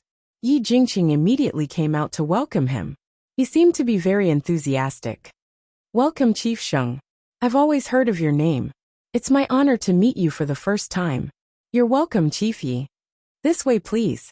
Yi Jingqing pointed the way and led Sheng Xiao into Yi Holdings. Su Che followed behind Sheng Xiao to protect him. Yi Jingqing could tell that Su Che was very skillful. Even if Officer Tang were to fight with him, he would not be able to defeat him. Sheng Xiao was good at finding people. Soon, they arrived at the VIP reception room of Yi Holdings. Yi Jingqing asked his secretary to prepare some tea. I wonder why you're here today, Chief Sheng? Don't be nervous, CEO Yi. I'm here for a private matter. I know you're looking for Mu Tangxue. Do you have any clues? Sheng Xiao went straight to the point. Yi Jingqing could not guess what Sheng Xiao was going to do, so he laughed. Could it be that the stingy Mu Qiqi told on me? Chapter 610. Look, it's just a small matter. There's no need for you to come personally. You can just give me a call. Yi Jingqing laughed. Of course, he tried to make Sheng Xiao unable to see through him, but he was too inexperienced in front of Sheng Xiao, because the moment Sheng Xiao came, he had already pinched the soft spot in his heart. Mu Tangxue. Until now, he had not found Mu Tangxue's whereabouts. This did not rule out the possibility that Mu Tangxue was still under Sheng Zhao's surveillance. Tang Yin was right. No matter how much he hated Mu Qiqi now, he could not make things difficult for her. If Mu Tangxue was really in Sheng Zhao's hands, she would definitely suffer more. And Tang Yin was not someone to be trifled with. Since it was not Mu Qiqi who told Sheng Zhao about it, it must be Tang Yin. Since you're so straightforward, it's fine. I will help you find Mu Tangshue's whereabouts. Thank you very much, Chief Sheng. I heard that you've just returned to China. If you need anything, you can come to Zhongting. Since we're done here, it's time for me to go. Let me send you off. With just a few words, Sheng Zhao had made it clear to Yi Jingqing what he should say and show his attitude. Yi Jingqing could not handle it at all. No wonder Mu Qiqi had changed so much in 2 years. With such a powerful teacher by her side, of course, she could do whatever she wanted. And he knew that it was impossible to threaten the police and make Mu Qiqi compromise. If he wanted to find Mu Tangxue, he had to think of other ways. Threatening the police was not a long-term solution. After all, the murder happened in the staff dormitory of Yi Holdings. Sheng Zhao only went in for 5 minutes. But when he left, he asked Su Che, "Is everything done?" "Don't worry, Chief." At least, he could let Yi Jingqing know what it felt like to have his heart beat faster when he went back. After Yi Jingqing sent Sheng Zhao off, he returned to his office using the private elevator. But when he entered the elevator, the lights in the elevator began to flicker, and the elevator began to shake. Yi Jingqing did not move. He was afraid that if he moved, the elevator would start to fall. The door could not be opened, and there was no signal in the elevator. Yi Jingqing quickly called the police. After almost half an hour, the elevator door finally opened. Yi Jingqing stood there awkwardly. He wondered if he was so unlucky because he met Sheng Zhao. Sheng Zhao was indeed ruthless. He was avenging Mu Qiqi for the flower pot. In the evening, when Tang Yin went to Yi Holdings again, he was told by his subordinates that Yi Jingqing was much more cooperative and polite. He also heard that Sheng Zhao came in the afternoon. That was why it was a piece of cake for Sheng Zhao. Any new developments? Cheng Yunfeng is really a very hardworking young man. But this time, he's competing with an old employee of the Yi Group. His name is Li Zhe. We've asked Li Zhe about it. On the night of the incident, he was at home with the child. He has sufficient alibi, so Cheng Yunfeng's death should have nothing to do with him. Anything else? Tang Yin asked. We've asked the employees of Yi Holdings. They are not allowed to go up to the rooftop. And there are no surveillance cameras up there. When the incident happened, it was early in the morning, which means anyone could have done it. I'm afraid it's very difficult to investigate without any clues. After all, Yi Holdings has thousands of employees. So, we still have to investigate Cheng Yunfeng's interpersonal relationships. Also, have you found the source of the rope? Tang Yin asked as he walked to Yi Holdings. That kind of rope can be seen everywhere in Yi Holdings factories. And on the rope, there are no suspicious traces except for Cheng Yunfeng's DNA. Tang Yin did not say anything more. He went to the scene again. Cheng Yunfeng was tied up and thrown down from a high place. To throw a 70-kilogram man to such a place, he must be strong and tall. Moreover, he must have a certain level of cultural knowledge. At least, he must know how to counter-investigate. With these conditions, he could actually choose from the employees of Yi Holdings. So, Tang Yin went to Yi Jingqing's office again. Sorry to disturb you. What do you need this time, Captain Tang? A list of your employees and their detailed resumes, Tang Yin replied. If possible, please provide the relevant surveillance cameras. That's easy. But, I didn't know that Captain Tang knew a big shot like CEO Sheng. Yi Jingqing's words were obviously sarcastic. However, Tang Yin did not respond. Instead, he said, if CEO Yi could cooperate earlier, everything would be simple. I'll ask someone to prepare what you want later. Thank you. Having said that, Tang Yin was about to leave, but Yi Jingqing stopped him. I wonder if it's illegal to restrict someone's freedom of movement? Tang Yin, of course, knew what he was talking about.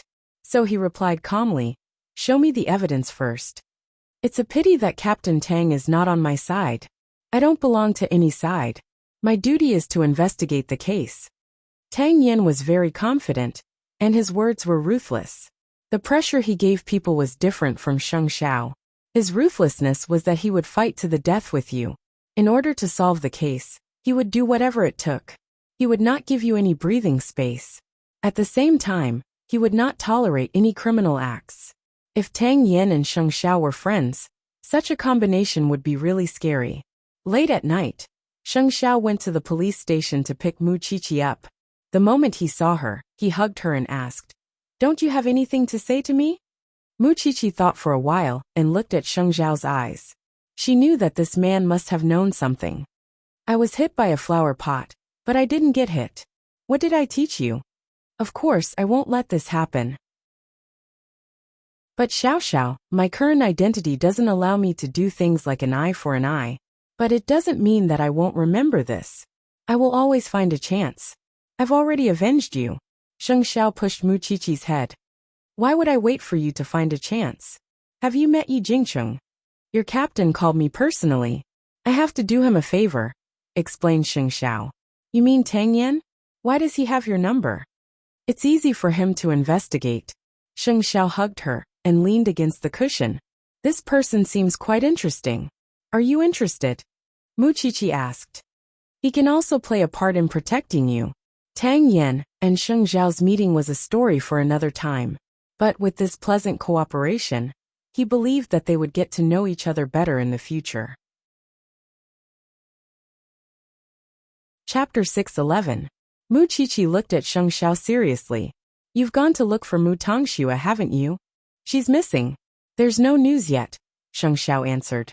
"It's New Year's Eve in 2 days. Come home early these few days." Mu Qiqi nodded when she remembered that she had to attend the state banquet on New Year's Eve. "I remember." Still, the wedding ring was still in her arms. Why did she feel that it was so difficult to give it away? In fact, Sheng Xiao was also waiting. How long would this little one hide the ring? Mu Qiqi thought that it was better to plan it as soon as possible. So, when Sheng Xiao went to the study to deal with some matters, Mu Qiqi called Lu Qianqian. Lu Qianqian was definitely better than Feng Shanshan when it came to such matters. "Wow, my busy man. I haven't seen you since your birthday. It's been almost a month, and I haven't given you the birthday present I prepared for you yet," Lu Qianqian said on the other end of the phone. "Qianqian, I have something to ask you." "All right. Go ahead." Lu Qianqian smiled as she sat in front of her dressing table. "I want to give Xiao Xiao something formal. Can you help me think of a way?" After hearing Mu Qiqi's request for help, Lu Qianqian couldn't help but laugh. "With your man's character, you just need to take the things out. Even if he says he doesn't like it, he will be very happy in his heart. It's different this time. It's our wedding ring," Mu Qiqi said. "I've never done anything to coax him. I want him to be happy too. Isn't that simple? You just have to follow your heart, right? Think about it. You've been together for more than 2 years. Have you forgotten how it felt when you first liked him? How can you show your sincerity by asking me?" She had been spoiled rotten by Sheng Xiao over the last 2 years. She was used to being loved. She could not even remember what she had done for Sheng Xiao over the last 2 years. "Am I not good enough? All right. I know you want to show your heart to your Sheng CEO. Think of a way. Let's have a meal together when we have time. I haven't eaten with you for a long time." "Where's your Lin Muan?" "I went to the competition." Lu Qianqian sighed. "So I'm lonely now." After chatting a little more with Lu Qianqian, Mu Qiqi hung up. How could she forget how she felt when she had a crush on Sheng Xiao? At that time, in the small villa, she looked forward to seeing this man every day. When she heard the sound of a car downstairs, she couldn't help but get up and go downstairs to confirm it. At that time she was very careful. She didn't want anyone to find out. But at the same time, she hoped that he would give her a response. Even now, that feeling still made one's heart itch. So, how could she not be surprised? At that thought, Mu Qiqi felt relieved. She put down her phone and went to Sheng Xiao's study. Sheng Xiao looked up and saw Mu Qiqi entering the room. He waved at her. "Come here. What happened?" "I picked out a dress for you. I can't be too rude at the state banquet." Sheng Xiao hugged her and placed her on his thighs. That kind of occasion was not an occasion to compete in fashion, but one that suited his status. The white embroidered dress is better. There are some dark green embellishments on it. It can also match your suit, Mu Qiqi replied, wrapping her arms around Sheng Xiao's neck. Sheng Xiao looked at the computer screen, as if he was telling the designer to adjust the size. It was then that Mu Qiqi looked at Sheng Xiao's side profile almost obsessively. You like my side profile that much? It's not like. It's love, Mu Qiqi replied. Sheng Xiao smiled and turned Mu Qiqi around so that she straddled him. Then he said in a low and hoarse voice, "Unbuckle my belt." And then? Mu Qiqi asked. And then? Sheng Xiao lifted her pajamas and took off her belt. Then he pulled her closer to him. The tight union caused the two of them to sigh deeply. That kind of satisfaction was enough to drive them crazy. You're so bad. Mu Qiqi's body was covered in sweat. But at that moment, Sheng Xiao suddenly held Mu Qiqi's round waist, and they were still tightly joined together. I'll let you know what's worse. When would this little thing be willing to take out the ring? Of course, the longer Mu Qiqi thought about it, the more it proved that she valued it. Late at night, Tang Yin got off work and returned home. Feng Shanshan had just finished cooking dinner. She was still wearing a naughty apron. Have some supper. That way, the injuries on your body will heal faster. Tang Yin put down the key and took off his black windbreaker. Then, he sat down at the dining table obediently. Feng Shanshan was satisfied. Then she brought the supper over. Eat. Tang Yin did not say anything. He finished the supper that Feng Shanshan had prepared. After that, he got up from the chair. Shower. Yes. Do you need my help? Feng Shanshan untied the apron and asked. Yes, Tang Yin said. Feng Shanshan secretly curled her lips. After cleaning up the dishes, she followed Tang Yin into the bathroom. This man was so seriously injured, but he was still alive and kicking outside. If it were another man, he would definitely be in bed for half a month. So the first thing she did when she entered the bathroom was to clean Tang Yan's wounds. His muscles were really tight. Tang Yan closed his eyes. He felt itchy on his shoulder because Feng Shanshan's hand was very light. Actually, you can use more force, Tang Yan said. He could not stand it anymore. So you called Sheng Xiao about Yi Jingqing? When did it happen? Feng Shanshan used more force and asked. Before you came in at noon, Tang Yan answered. I didn't expect that you could ask Sheng Xiao for help. This could be considered as an eye-opener for Feng Shanshan. Therefore, she felt that this man might be more complicated than she had imagined. After bandaging the wound, Feng Shanshan walked in front of Tang Yan and helped him wipe his body. Perhaps this man was afraid that she would feel awkward, so he closed his eyes and pretended to be resting. His body was really perfect. Feng Shanshan felt that there was nothing she was unwilling to do for such a body. However, their relationship was still very strange. Feng Shanshan did not feel that there was any difference between her and his wife. After the shower, Tang Yin leaned on the sofa and slept. But at this time, the property management came knocking on the door. Usually, it was a man who opened the door. Today it was a woman. She said, "You must be Mr. Tang's girlfriend. Hello. Someone sent something to the property management. We are here to deliver it to you." Feng Shanshan was too lazy to explain, so she took the thing. Thank you.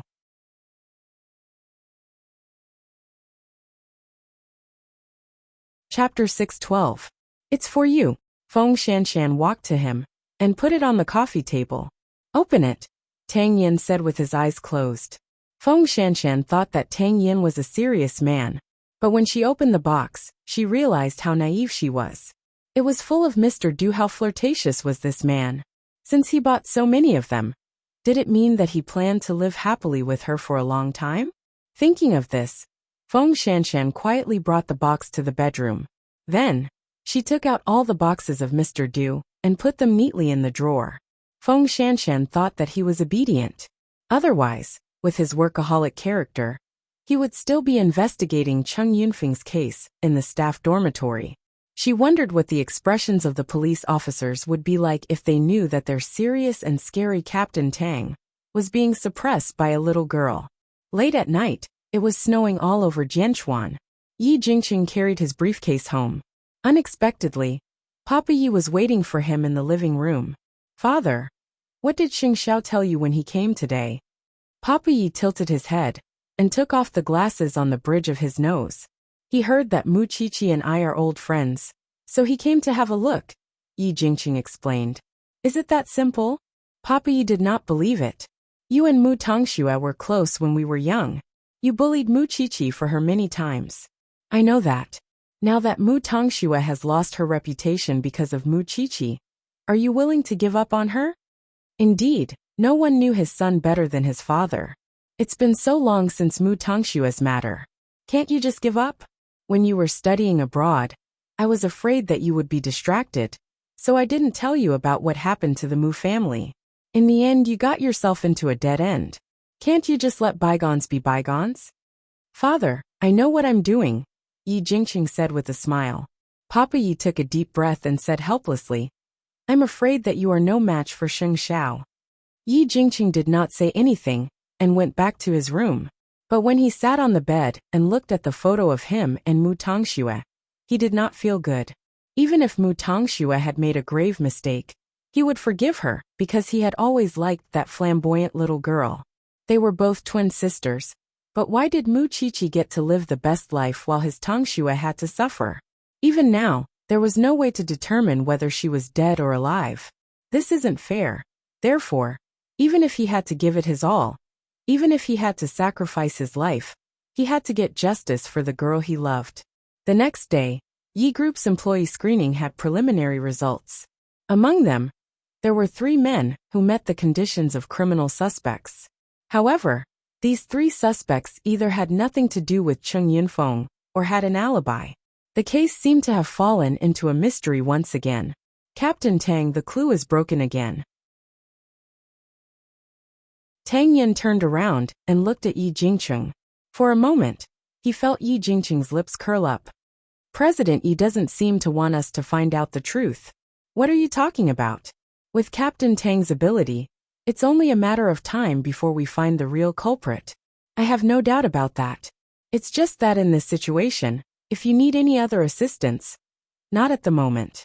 I'll look for you if I need anything, Tang Yin said with his arms crossed. Then, they returned to the police station. They wanted to go through the case again to see if there was anything they had overlooked. At this time, Tang Yin asked Mu Qiqi and Feng Shanshan to join the discussion. After all, these 2 were not only talented in forensics, but they were also good at discovering details. The staff dormitory of Yi Group is not open to the public. On the contrary, they are quite strict with the staff. In other words, it's almost impossible to sneak into the dormitory because they have a strict registration system. The surveillance cameras did not find any outsiders entering the dormitory, but the analysts did not find any suspects among the staff of Yi Group. So I want to hear your opinion. After hearing Tang Yan's words, Mu Qiqi looked at the projector behind him. Have you noticed this person? Everyone turned to look at the person Mu Qiqi was pointing at. In the projector, the man was tall and was wearing a security guard's uniform. He was closing the door of the dormitory. Tang Yin immediately realized that there was no such person in the staff information given to him by Yi Group. In other words, they had missed something. So Tang Yin immediately said to the information analyst, "Get this person's information now." "Okay, Captain Tang." After giving the order, Tang Yin looked at Mu Qiqi and said, "The young master of the Yi family doesn't seem to want us to solve the case." "I'm sorry, Captain Tang. I implicated the police because of our personal grudges. But you still found out." With that, Tang Yin led the team out again. Feng Shanshan looked at Mu Qiqi and shrugged. "Now CEO Yi won't have a chance to cause you trouble. He must be very sad." Mu Qiqi snorted coldly. People who want revenge can create opportunities, even if they don't have a chance. Then you have to be careful. Yi Jingqing did want to hide it from the police. Yi Group did not only have official staff, but also new staff and temporary staff. But he did not expect the police to investigate so quickly. And they had learned that the guard had a quarrel with Cheng Yunfeng before. In addition, he could not explain his whereabouts on the night of the incident. So the police brought him back to the police station for interrogation. But before leaving, Tang Yin looked at Yi Jingqing and said, "It seems that CEO Yi likes to play hide and seek with the police." Captain Tang, you must be joking. How can I? Do you know who found this person? Muchichi. Tang Yin looked at Yi Jingcheng. Don't underestimate her ability. Isn't it good that the police can solve the case? Yi Group can also recover as soon as possible. Tang Yin looked at Yi Jingcheng deeply. Recover as before? I'm afraid not. Yi Jingcheng knew very well that he came back to China to stir up trouble. He would appear wherever there was a chance to get Muchichi and Sheng Xiao. I hope that Yi Group can cooperate and make a statement. Sorry to bother you. Having said that, Tang Yin left with the team. Yi Jingcheng watched Tang Yin leave with his men. His eyes flashed. This was just the beginning. After the man was arrested, the interrogation soon came to a conclusion. I didn't expect that the reason for killing could be so simple. Because Cheng Yunfeng worked very hard. It was always late at night when he returned to the dormitory. But this man was too lazy to open the door for Cheng Yunfeng. So he asked for a reward.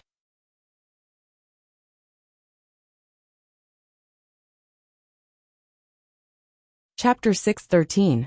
If that old couple knew that their son was thrown off the rooftop because of this, they would definitely be devastated.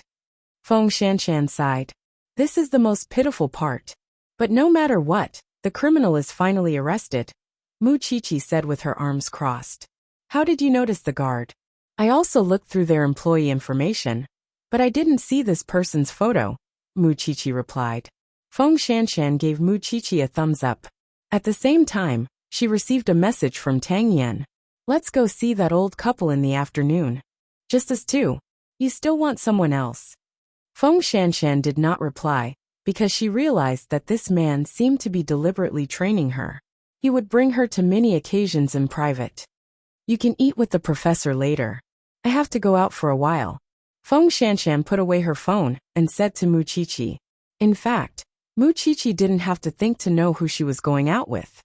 Be careful that you don't go overboard, and let the people in the police station see through you. Feng Shanshan shrugged. Anyway, she could find 1,000 reasons to explain the two of them going out together. What was there to be afraid of? In fact, Muchichi had somewhere to go in the afternoon. She had not been to the small villa for a long time, and she had not seen her aunt for a long time. It was a good time to take advantage of the fact that there were no cases in the police station. After lunch, Muchichi arrived at the little mansion. Knowing that she was coming, Suzy Pei coaxed the child to sleep and prepared cakes for her in the living room. Holiday already? I'll go check on the baby first.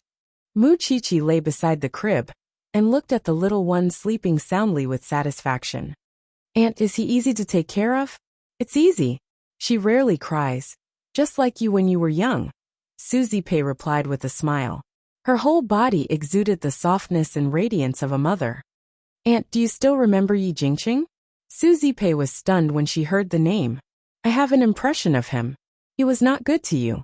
He has returned from abroad and is looking for Mu Tongxue everywhere. Now he is blaming me for her disappearance. But don't worry, I know how to handle it.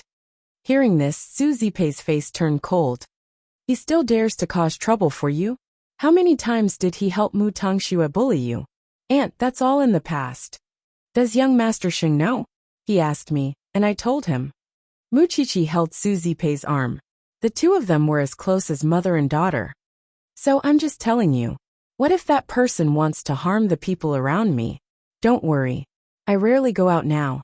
Your uncle will know how to protect me. Suzy Pei patted Muchichi's hand. Aunt, is my room still there? Of course he's here. Did you forget what I said? Your room will always be there. I will keep it for you. Actually, I want to do something, and I need your help, Aunt. Muchichi's eyes were clear as she whispered into Suzy Pei's ear. In fact, it was her plan to give the ring away. Suzy Pei nodded and said, This is your wish and your happiness. Of course, I will cooperate with you. This was her first home after her rebirth, and the place where their relationship began. As the starting point, of course, she hoped that the ring would be given away here. Of course, Sheng Xiao really did not know all this at the moment. After all, Muchichi was on vacation. He could not keep an eye on her at all times. Then, when do you want young Master Sheng to come? Tonight. Muchichi smiled mysteriously. After dinner, it seemed to be a good time to exercise and digest the food. Feng Shanshan followed behind Tang Yan. The two of them drove to the old couple's house and bought a lot of things. In a small house, there was an old couple. All their hopes had been placed on Cheng Yinfeng. But now this hope had been completely shattered. Seeing Tang Yan, the old woman covered her face and cried. I thought Officer Tang was joking. I didn't expect you to really bring your wife here. Is this little girl really your girlfriend?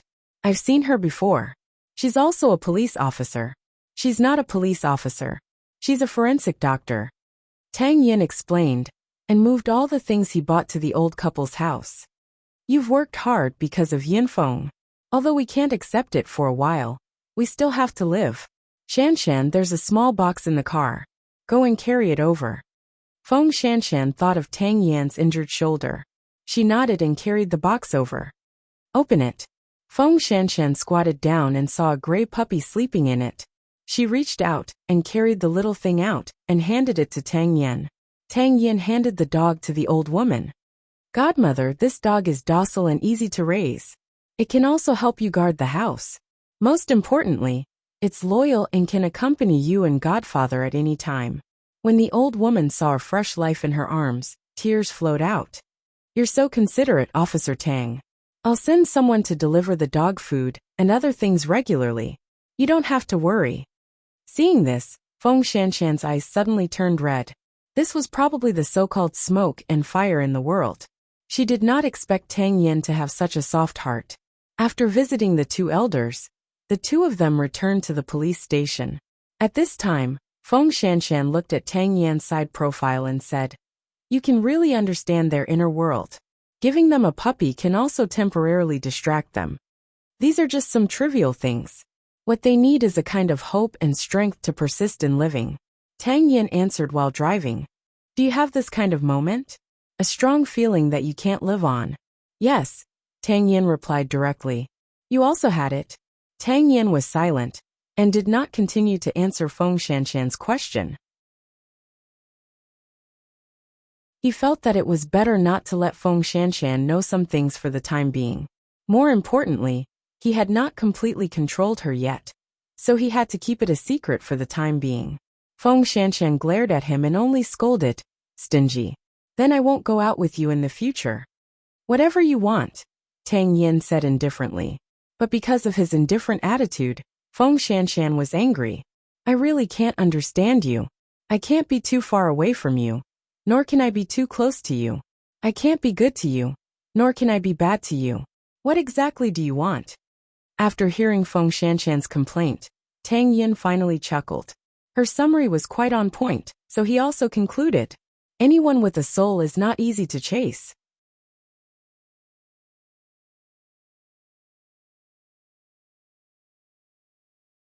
Chapter 614. Tang Yin stopped talking, which made Feng Shanshan even more speechless. Other than the case, you seem to be tight-lipped about everything else. Don't you feel tired of doing things halfway and saying things halfway? Chen Zhao asked. I'm used to it. Well, Feng Shanshan felt as if she had punched cotton. It was weak and meaningless.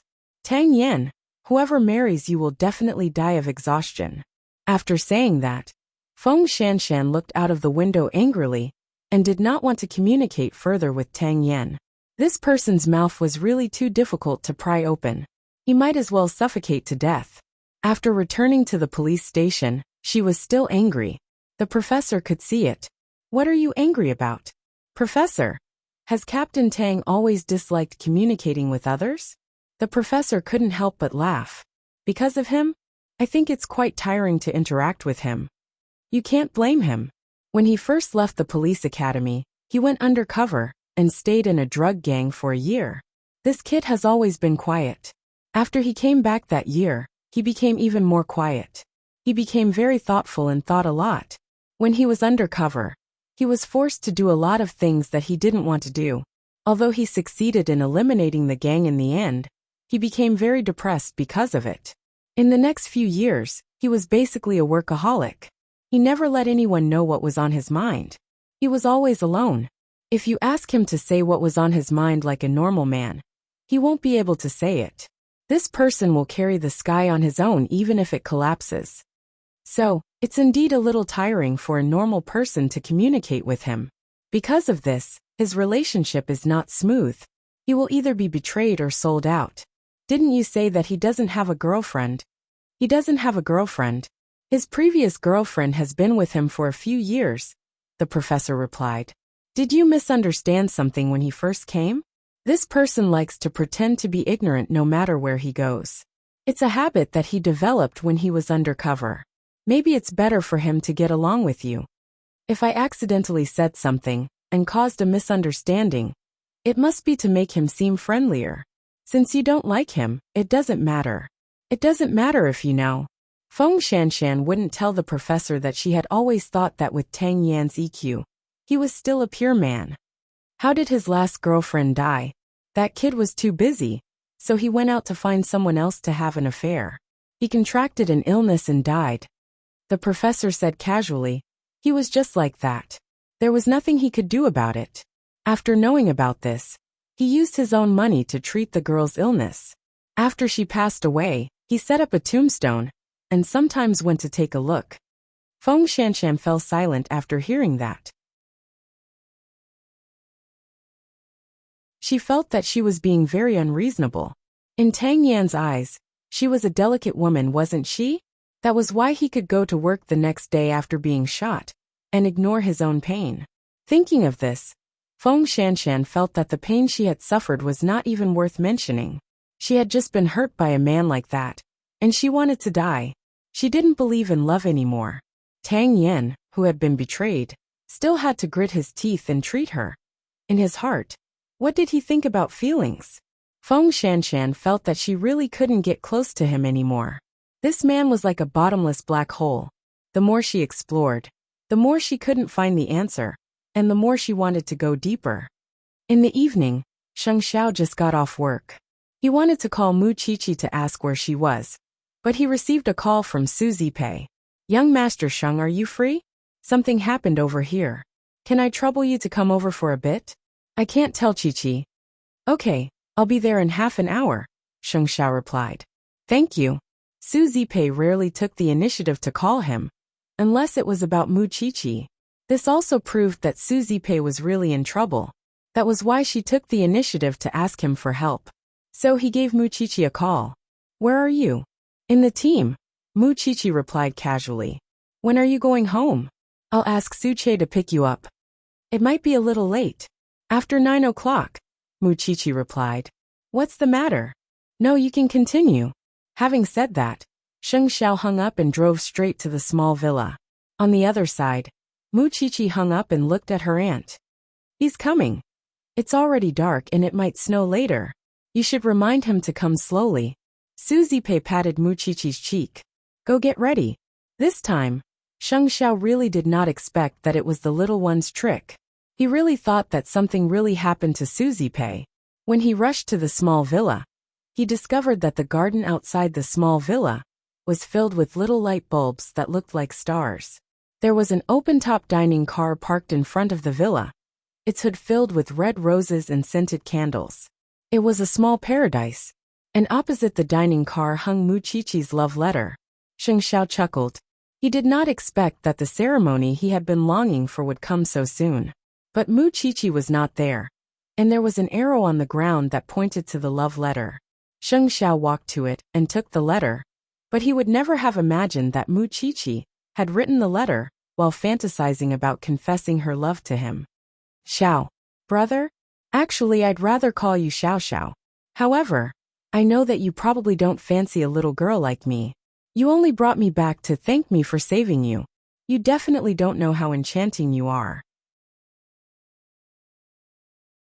I should have spent every day and night after my rebirth on dealing with Mutang Xue, but I realized that I'm more attached to something I can't let go of, and that is to be by your side as much as possible.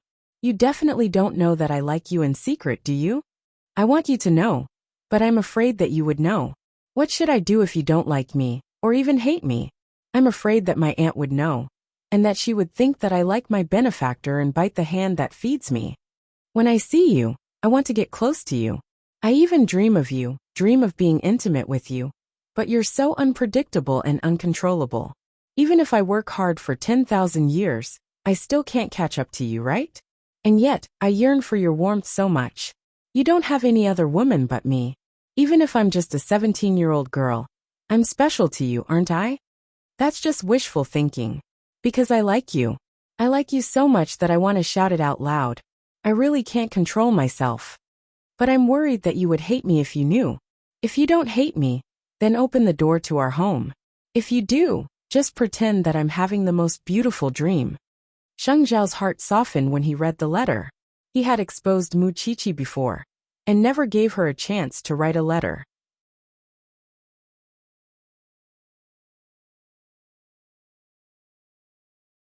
Chapter 6:15. Moreover, how could he hate the little one whom he had spent so much effort raising? That little one really wanted a spanking on the butt. Sheng Zhao folded the letter into a very small square and kept it in the pocket of his windbreaker. He could keep the letter until he died. If his children and grandchildren were interested, they could take it out and study it in the future. After putting away the letter, Sheng Zhao turned his eyes to the closed door of the little mansion. When the little thing wanted to be romantic, she would do it one after another. She was very artistic and he liked this. Then he strode expectantly towards the little mansion. Behind the door was something he could not let go of for the rest of his life. Sheng Zhao reached out to push the door open, thinking that he would see his little one after opening it. However, Mu Qiqi seemed to be playing a game that night. There was a huge sea of roses in the living room of the little mansion, and in the middle of it was a wall of roses. The wedding ring he had asked the designer to make was embedded on the wall, and he did not expect that his little one would put it on the wall. But where was she? Sheng Zhao was about to turn around when a pair of slender arms came from behind and hugged him. Sheng Zhao smiled and was about to turn around, but Mu Qiqi did not let him. Do you recognize that pair of rings? Sheng Zhao was speechless. Where did it come from? He would never admit that he did not recognize it. You don't recognize it? It's fine. I know that it's a pair of rings. It was designed by someone who stared at the designer for 12 hours a day. So what? Sheng Zhao snorted softly. I thought you were going to hold it in until the end of time and hide it from me. You're such a thief. You actually gave it to Mom. Mu Qiqi turned Sheng Zhao around and looked up at him. But I knew it was prepared for you the moment I saw the ring. It's in the shape of a six-pointed star, and our important dates and English names are engraved on the inside. I wouldn't have prepared that. Sheng Zhao reached out and took the ring from the rose bush. Put it on. You're my exclusive little one. Am I not? Mu Qiqi retorted. Sheng Zhao lifted her hand and put the ring on her ring finger. The six-pointed diamond ring shone brightly. Not only that, Sheng Zhao even lifted her hand and kissed it softly. Now it's complete. Mu Qiqi took off the ring on the wall and slid it between his fingers. Everything I have belongs to you, whether it's my body or my soul. Even if I have nothing, I will follow you to the ends of the earth and love you for the rest of my life. At that, Sheng Zhao lifted her chin. He wanted to kiss her, but remembered that they were in the small mansion. Don't worry, Auntie took the baby to Uncle's old home. Baby. At those two words, Sheng Zhao suddenly thought that it would be the most wonderful thing in the world if he could have a baby that looked 70% like Mu Qiqi in his arms. However, she was still too young. He didn't want to deprive her of the right to be happy and have to bear the responsibility of a mother. That would be too unfair to her. Seeing that Sheng Zhao did not move, Mu Qiqi stood on her tiptoes and kissed the man's thin lips. But just as Sheng Zhao was about to carry her, she blocked his chest. I learned how to make steak from Auntie. Won't you do me the honor and try it? And do you know how hard it is to decorate the dining car outside? Sheng Zhao looked at the little one and pinched her ear. I'll let you go for now. Mu Qiqi broke free from Sheng Zhao's embrace and went to the kitchen. After a while, she put the plate in the dining car. I wanted to learn to be a good wife and mother and take care of your food and clothing. I don't need a nanny. I knew you would answer like that. Just take care of my heart, Sheng Zhao said lazily. Then he took another bite of the steak. How is it? Sheng Zhao put down his knife and fork, wiped his mouth and got up.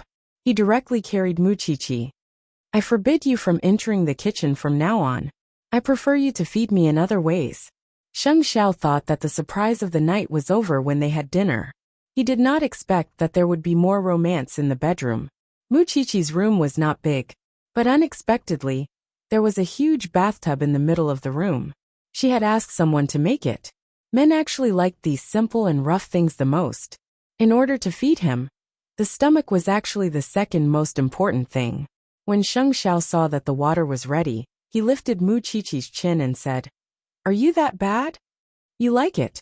Muchichi answered confidently. Was there a need to say it? Of course he liked it. The most direct way to like a woman was to occupy her inch by inch, whether it was her body or her soul. In general, he liked it when the little one would open up for him from time to time. Because for him, what else in this world could please him? It was nothing more than doing the happiest thing in the world with the little one. Tonight, the little mansion was full of romance and ambiguity. Muchichi thought that she did not have to look at the taillights of Sheng Xiao's car, like she said in the confession letter. Because now the man was beside her inside her body. At the same time, Feng Shanshan was watching TV alone in the living room. Because she could finally understand what it meant to be awkward. She had learned a lot about Tang Yin from the professor during the day. Now that she was looking at the person in question, she did not know how to face Tang Yin. She did not know whether she should be good to him or not. But just as she was thinking seriously, Tang Yin's doorbell rang.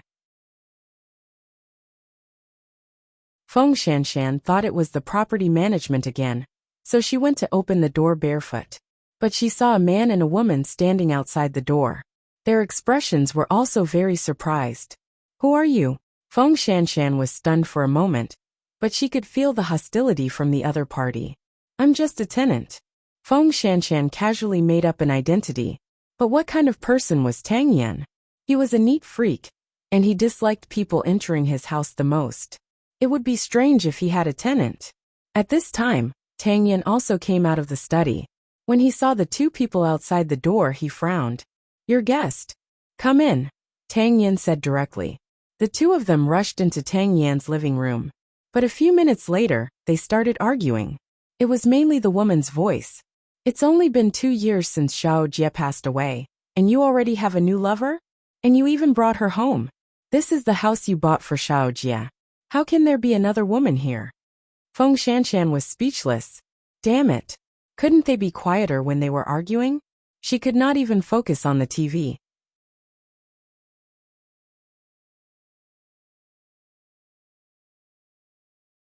Chapter 616. Last month we lost some money in business. We wanted to ask for Xiao Jie's bank card back. Hasn't it been kept by you? Tang Yin looked up at his ex-girlfriend's brother and sister-in-law with a cold expression. I don't have her bank card here. Nonsense. When you bought this house, she said that she gave the card to you and asked you to be in charge of the renovation, Ren Jie's brother said. I returned it to her. I didn't use a single cent of her money for everything here, Tang Yin replied. Tang Yin, I didn't expect you to be such a person. Xiao Jie is already gone. Shouldn't you return what belongs to her to us? After all, we're her family. Feng Shanshan couldn't take it anymore.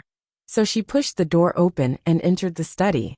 She said to the two of them, I think you can try asking another man where your sister's money was spent. When the two of them heard this, their faces turned red. Tang Yin, I didn't expect you to say such a thing. He didn't tell me. He never mentioned your sister at all. Feng Shanshan crossed her arms and looked like she was watching a show. I don't know how you have the face to come here. Actually, this is good. Shouldn't your family pay for your sister's medical expenses? Tang Yin even paid for it. After all, you're her family. The two of them didn't expect Feng Shanshan to be so eloquent. They were speechless. Tang Yin, is this how you humiliate Xiao Jie? I've really misjudged you. I'll help Tang Yin calculate the medical expenses later. I can round it off for you. This house is old, so it can be renovated. When the two of them heard Feng Shanshan's serious tone, they waved their hands and said, Let's go ask elsewhere. We'll leave right away. Where was her attitude when she scolded them just now? Feng Shanshan looked at the two of them leaving mockingly. She was really disdainful. Everyone says that I have a bad taste in people. You might as well give in, Feng Shanshan mocked. I'll go back to live after I've finished renovating the house. Tang Yin was speechless. After saying that, Feng Shanshan was about to leave, but Tang Yin grabbed her arm. I didn't use anyone's money to buy this house. And I didn't buy it for anyone. It's just that this is where I lived when I was young. That's all, Tang Yin explained. That girl lived there before? Yes. Then I still have to move. Feng Shanshan struggled out of his grasp. Tang Yin, you might be mistaken. The place where you lived when you were young might be next door. Feng Shanshan pointed at her house. However, Tang Yin looked at Feng Shanshan without saying a word. Are you jealous? If I admit that I'm jealous, will you move? I live next door. Tang Yan's eyes lit up, but he did not say anything.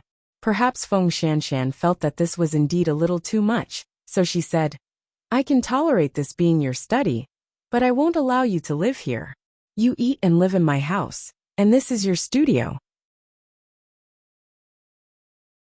That doesn't count as you leaving your parents, does it? Move or not? Move. Tang Yin answered straightforwardly. Feng Shanshan was finally satisfied when she heard this word. She smiled. I'll get someone to smash the walls of the 2 courtyards tomorrow. So you admit that you're jealous? Tang Yin was still struggling with this question. Anyone would feel uncomfortable. If you think that I'm jealous, then so be it.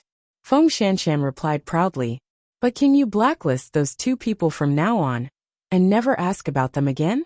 Haven't you done enough? You even want to support their family? Do you think you're Xing Xiao who earns 100 million a day?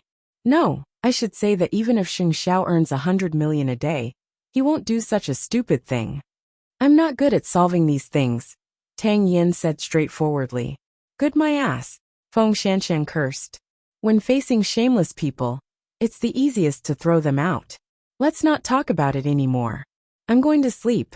I still have to get a master to smash the walls tomorrow. Tear down your room and make it a big workshop. I can also do experiments in it. Why didn't I think of it earlier? Tang Yin watched Feng Shanshan walk out of the study and secretly curled his lips. This was the advantage of having someone to take care of him. Fortunately, Feng Shanshan was a little bad and refused to suffer losses.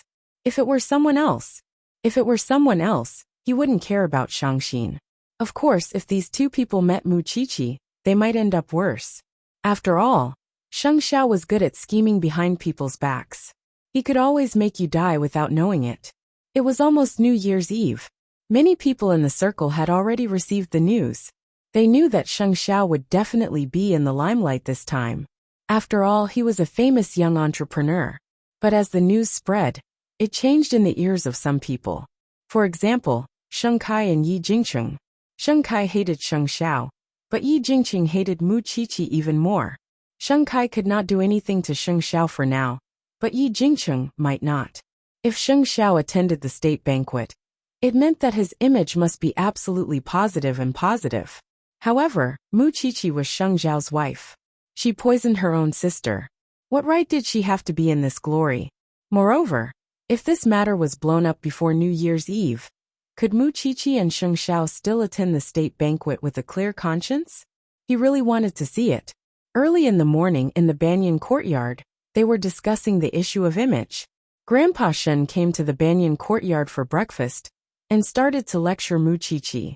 Now that Sheng Xiao is a famous entrepreneur, and he's going to the state banquet, you can't continue to be wild.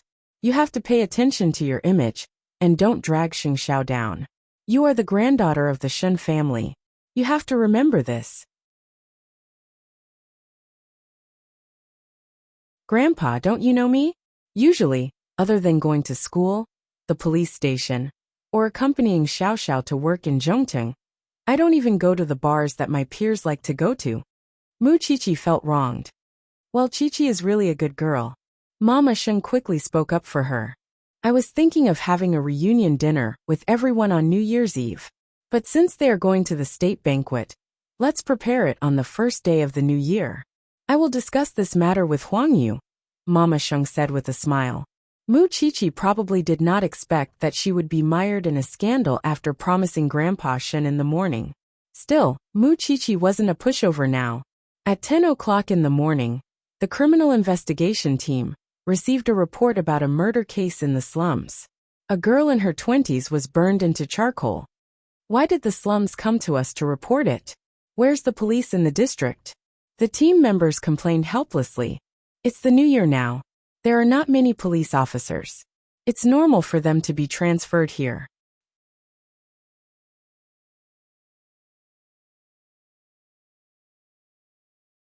Chapter 6:17. The police rushed to the burnt house immediately. The body was on the empty ground not far away. Captain Tang, the house was badly burned. After the fire was put out, we searched the house and found these things. The police passed the items they had found to Tang Yan, the student ID of the nursing school, and some other things that could prove her identity. But that was not the most important thing. According to the student ID, the girl's name was Mu Tongxue. Everyone was shocked when they saw it. Wasn't this Mu Qiqi's sister? Coincidentally, Feng Shanshan was smashing the wall at home today, and Mu Qiqi was preparing for the state banquet at home. So it was the senior from the forensics team who went out to the field. Can you confirm her identity? Tang Yin asked the forensic doctor. Based on the degree of burn, we can confirm that the victim is a female between the ages of 18 to 22. As for the rest, we can only tell you after the autopsy. Confirm if the victim is Mu Qiqi's sister as soon as possible, Tang Yin said. It was not easy to deceive him. After all, Yi Jingqing had just returned and was looking for Mu Tongxue. But now Mu Tongxue was dead here? He did not believe that there was no story behind it. As for what the secret was, he would only know after the investigation. If you want to confirm if this is Mu Qiqi's sister, call her back to the lab. I'll do a DNA comparison. Then we'll know, the forensic doctor said. Tang Yin nodded. Then he called Mu Qiqi. Do you have time? Go back to the police station. There's a case in the morning. It's related to you. Mu Qiqi's body stiffened when she heard Tang Yan's words. I'll be there right away. Mu Qiqi was trying on clothes at home. But when she received Tang Yan's call, she did not delay. After all, Tang Yan said that the case was related to her. Mama Sheng drove Mu Qiqi to the police station personally. When Tang Yan saw Mu Qiqi, he said, "We found a burnt body in the slums. It might be your sister." Mu Qiqi's heart skipped a beat. Although she did not believe that Mu Tongxue would be killed. What if it was? That was why she went to the morgue. After all, she was the one who understood Mu Tongxue the most in this world. Looking at the charred corpse lying on the autopsy table, Mu Qiqi's thoughts were immediately pulled back to Su Ziqing's death. It was the same, lying on the bed, burnt to a crisp. Qiqi, for accuracy, let's do a DNA comparison first. You can take a look at the body later, the senior from the forensics team told her. Mu Qiqi glanced at the charred corpse and nodded. All right. After collecting the sample, Mu Qiqi returned to the morgue. But when she got close to the corpse, she could clearly feel that it was not Mu Tongxue. No. Tang Yin leaned against the door. Seeing that she had come to a conclusion, he asked, Evidence? Although this corpse is very close to our age, she had never given birth. Moreover, even if she was burnt to a crisp, I can be sure that this is not Mu Tongxue with delicate skin and flesh. The joints of the corpse's hands are relatively thick, and the knees are severely damaged. Look at her bones carefully. There are many scars on her limbs, and they have been worn over the years. That means that the owner of this corpse has lived in a relatively harsh environment for many years. In her clenched fist, there is only a little skin tissue left to prove that her skin is rough, which does not match Mu Tongxue at all. But she died in the slum house that you prepared for Mu Tongxue, Tang Yin emphasized. No, she wasn't burned to death. We've seen cases of people being burned to death before. The body was charred, but it was still lying flat. This can only mean one thing. When the fire started, she was no longer breathing. We can also draw this conclusion from her nose and lungs, Mu Qiqi said. You still don't understand what I mean. Tang Yin looked at Mu Qiqi seriously. Someone set up a trap to lure you. They are targeting you. What you need to know now is the motive of this person. Captain Tang suspects that someone found the corpse and pretended to be Mu Tongxue to cause trouble. It's easy to find out whether they killed someone or stole the corpse. But you have to know what the person behind this is trying to do as soon as possible. You might be able to guess who the person behind this is. After all, he is the only one who wants to contact Mu Tongxue. But I don't have a clue what he wants to do. Mu Qiqi thought about it carefully and answered. This matter does not belong to our jurisdiction. Another team will come and take over soon. Although the informant called us, in principle, we have to hand over the case. After all, this is not a special case. I understand, Captain Tang. That's why I asked you to come over for the autopsy. I want you to be mentally prepared. While the two of them were talking, the team in charge of the burnt corpse case had already arrived at the entrance of the police station. Seeing Mu Qiqi, the captain smiled and said, I heard that the person who died is your sister. I've examined the corpse. It's not her. Our forensics team will give me an answer whether it's true or not. We don't need your team to worry about the cases in our jurisdiction. At the same time, Mu Qiqi, you should go back with me and help with the investigation. After all, that house is where your sister used to live, and the things found in it all point to your sister. We've already done a DNA comparison. It will be out soon. The senior from the forensics team interrupted. Then we'll talk about it when it's out. Having said that, he turned around and left. His tone was arrogant and very annoying. It seems that the police there will not give us any face. Not long after Tang Yin finished speaking, Mu Tongxue's case became a hot topic in the afternoon. After all, Mu Qiqi and Sheng Xiao had always been famous in Jianchuan. Moreover, the matter between her, the Mu family and Mu Tongxue was a hot topic that everyone knew. So once something happened to Mu Tongxue, the matter immediately started to spread. Her sister's tragic death is related to the grudge of the past. Mu Tongxue's death might be related to her sister. A thought in heaven and a thought in hell. Her sister enjoyed a happy life, but she lost her life. They did not dare to directly mention Sheng Xiao's name. But it was not much better. The conspiracy theories and speculations were nothing more than to attract the attention of the public. They wanted to ride on the popularity. In just a short afternoon, Mu Qiqi's case had become a hot topic in the city. Even Feng Shanshan, who was smashing the wall at home, received the news. So, she immediately called Mu Qiqi. Is your sister dead?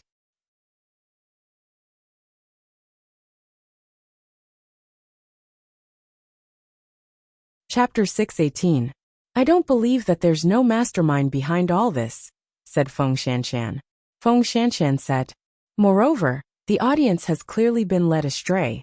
Now no one cares if the person who died is Mu Tongxue, because it's about the grudge between you two from the past. And with someone adding fuel to the fire, everyone wants to take the opportunity to mock you. Who asked you to be Sheng Xiao's woman? They used to be envious and jealous of you. Now all of them are venting their anger on you. There's no one else but Yi Jingcheng. Mu Qiqi chuckled. I'm afraid he's not only trying to find trouble with me. There's another more important reason. He wants to find Mu Tongxue. Is he out of his mind? Feng Shanshan really could not understand Yi Jingcheng's thoughts. Maybe he really likes Mu Tongxue, said Mu Qiqi. However, Sheng Xiao had not called her yet. She did not know if he had seen the news. Sheng Xiao had 3 meetings in the afternoon. However, Su Che had already informed the media in advance to suppress the news. After Sheng Xiao's meetings, they would think of a specific strategy. President, Madam is on the news. When the secretary saw Sheng Xiao coming out, she quickly passed him the phone. But Special Assistant Su has already informed the media to suppress the news.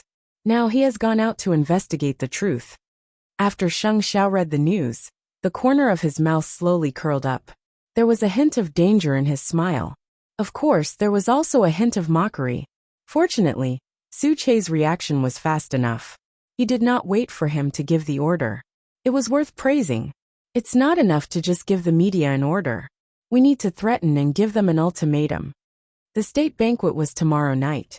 But before that, they deliberately arranged such a big show. Was it to stop his little one from attending the banquet?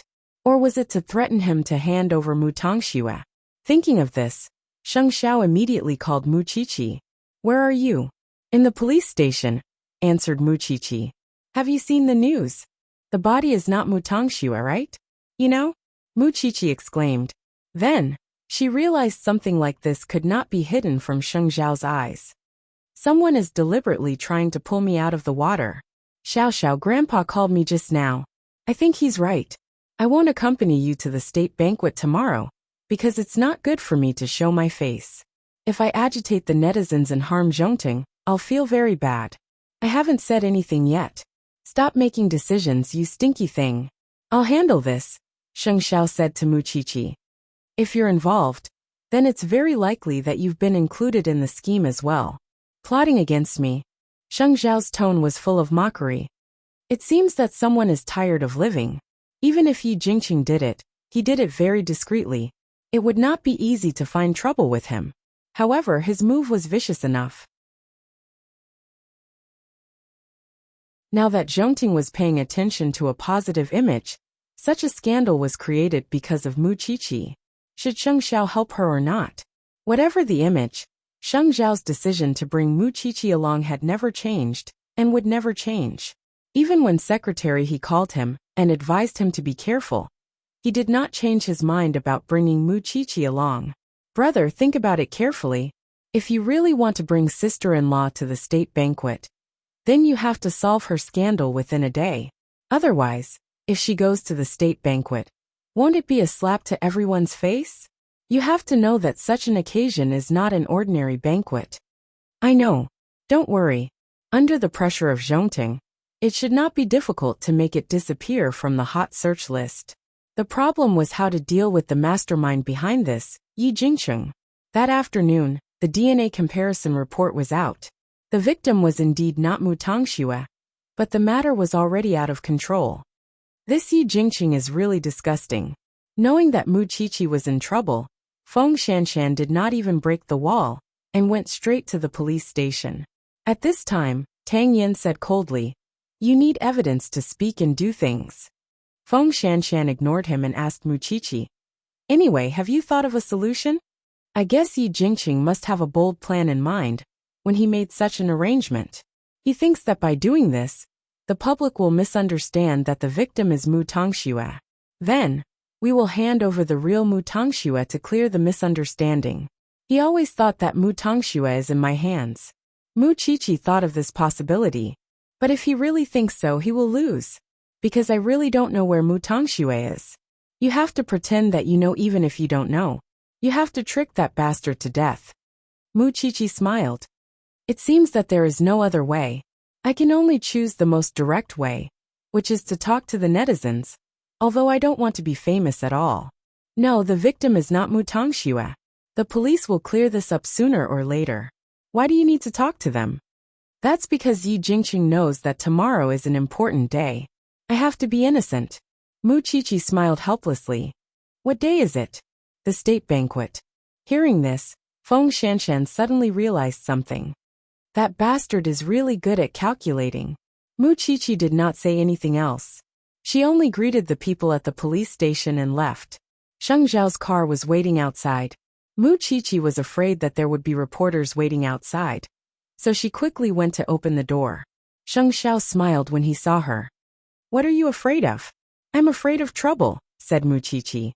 "I'm even more afraid of causing trouble for you. You don't have to worry about anything. You just need to attend the banquet with me in your best state tomorrow."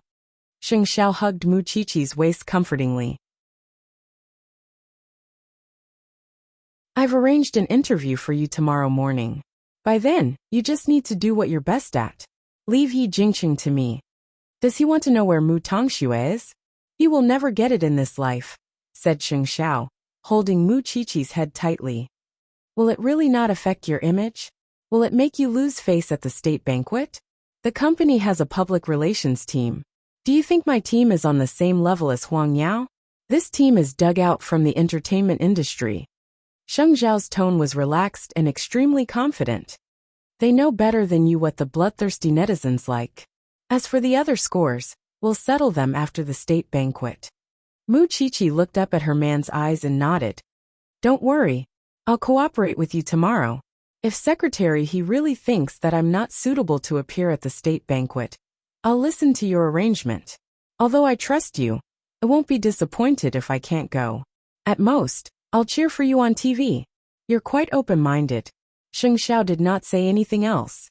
He did not need Mu Qiqi to know some things. Yi Jingqing thought too highly of himself. Did he think that he could play with him, just because he knew how to act? He was really daydreaming.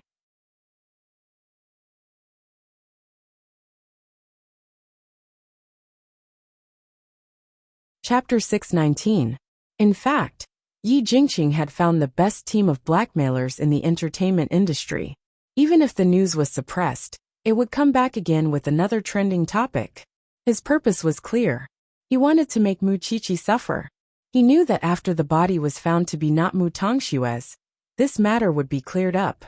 It would not be a threat to Sheng Xiao to hand over Mu Tongxue, but he had already thought of a countermeasure. Even if Mu Qiqi cleared up the matter, he still had other plans. How could he only prepare one script? The news spread like wildfire. In the hospital, even Grandpa Sheng could hear the nurses gossiping.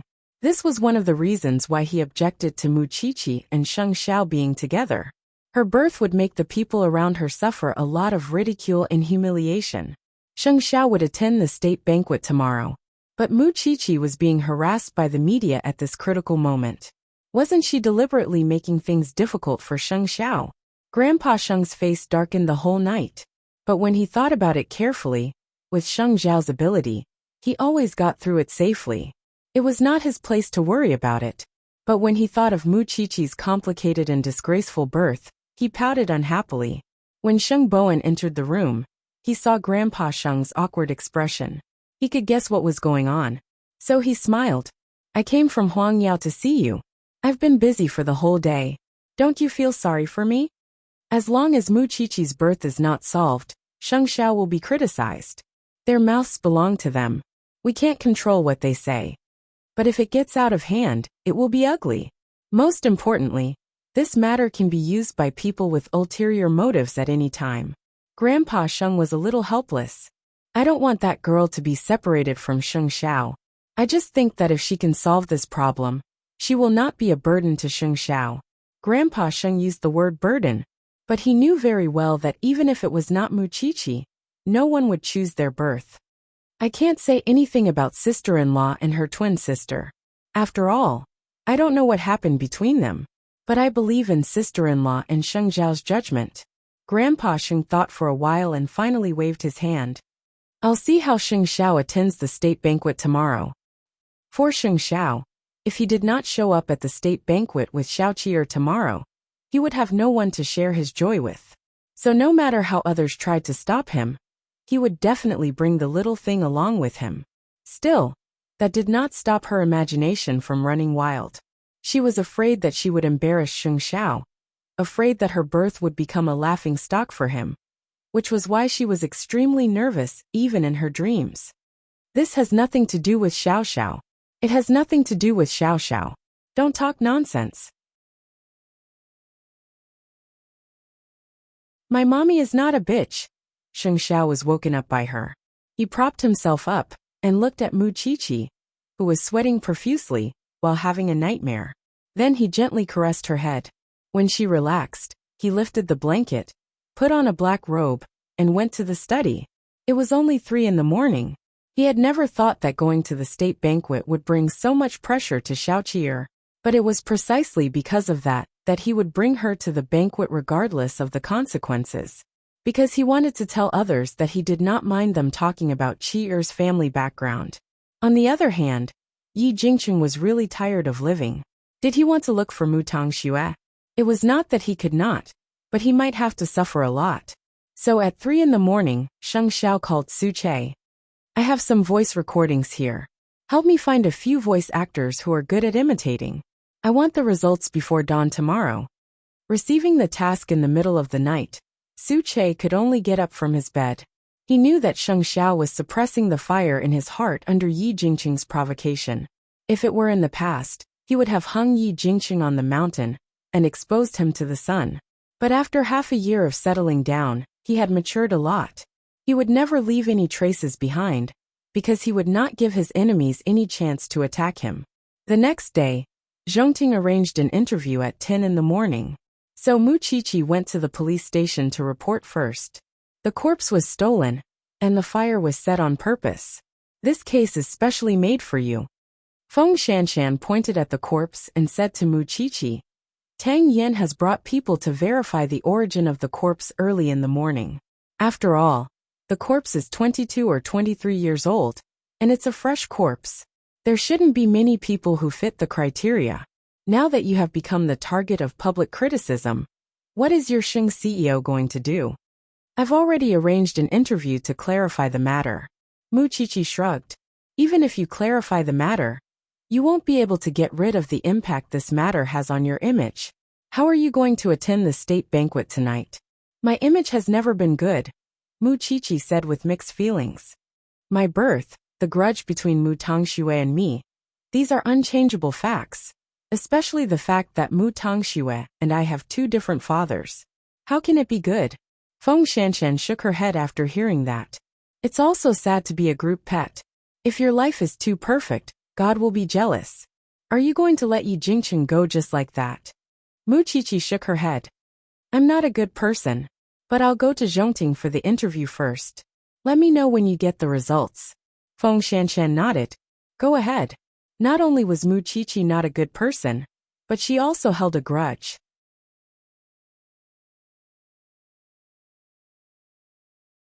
Yi Jingqing's bullying when he was young was still before he came back to China and stirred up trouble. But now that he was back, he was still so unscrupulous. Wasn't he looking down on her too much? Will this girl do something worrisome? The professor was a little worried. No, she won't. Feng Shanshan denied it directly. She learned from Sheng Xiao. She won't be stupid enough to expose herself. It's stupid to sacrifice herself for some unworthy people. But this is a personal grudge. Let's see how she deals with it. It's a good state banquet. How embarrassing. The person behind this is too wicked. Feng Shanshan did not say anything. She just wanted to see what would happen to Yi Jingqing. It might be okay to provoke Mu Qiqi. Although she wanted to take revenge, Mu Qiqi would not go too far. But Sheng Xiao was different. Yi Jingqing was stepping on Sheng Xiao's bottom line.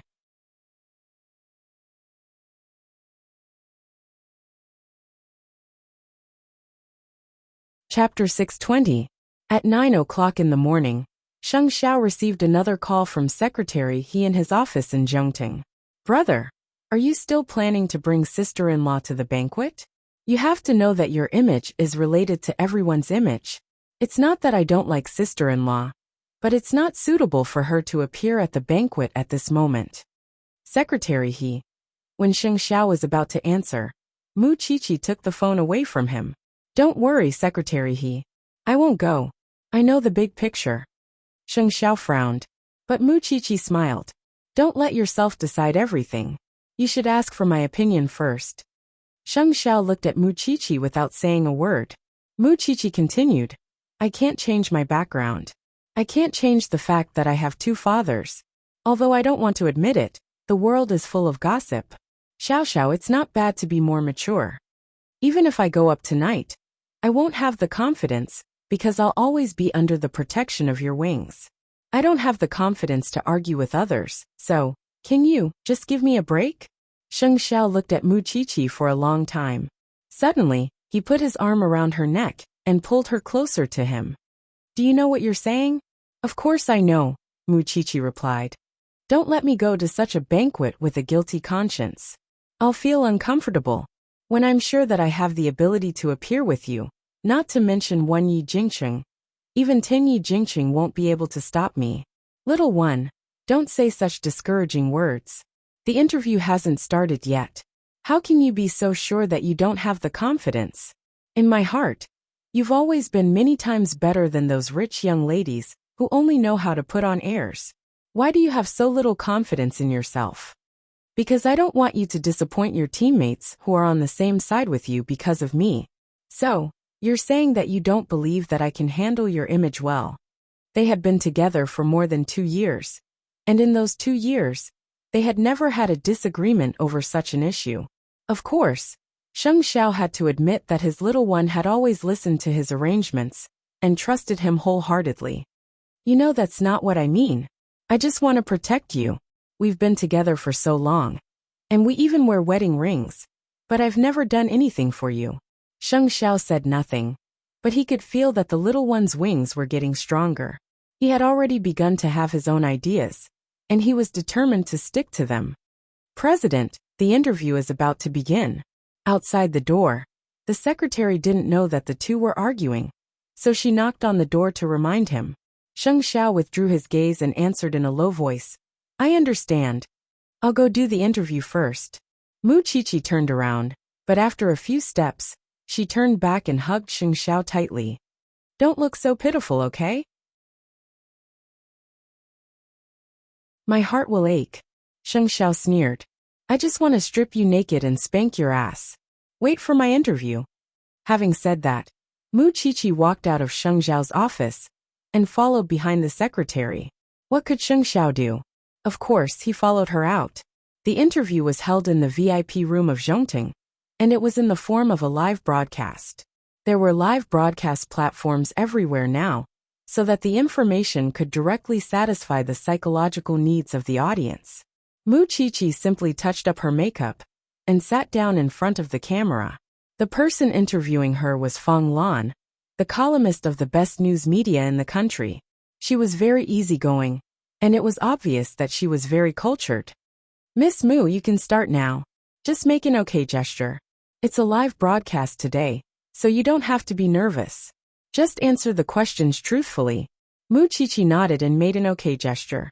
Feng Lan quickly got into the mood, faced the camera, and said her opening remarks. "This is Real Person Chronicle. Welcome to our live interview. I'm Feng Lan. Since yesterday there's a person. She's not a media figure, but she's at the top of the hot search list. She's not an entertainment star either, but she's a hot topic. Today, we're interviewing the person involved in this matter, Miss Mu Qiqi." Mu Qiqi looked at the camera and greeted the audience. "Then the questions we're going to ask today are relatively sharp. If you encounter any questions that you don't want to answer, you can just say it." Mu Qiqi nodded. "First of all, we want to know, is the body found yesterday morning your sister?" "No," Mu Qiqi replied immediately. "It's confirmed that it's not. I'm sorry, but it's not convenient for me to reveal the details." "I understand. After all, it's related to the case. Then, let's talk about the story of you and your sister. I believe you've seen the topics outside, haven't you?" Mu Qiqi thought about it and nodded again. "Yes, it's hard not to see. What do you think about the topic of you enjoying life while your sister is suffering?" "I don't really see it. I just don't understand. Did the netizens lose their memories? First of all, my sister killed my grandmother and framed me for it.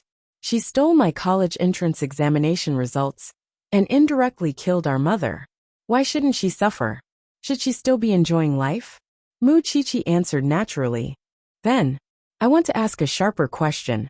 What do you think about the fact that you and your sister have two fathers?" Mu Qiqi looked at the reporter. She really knew how to ask the most explosive questions.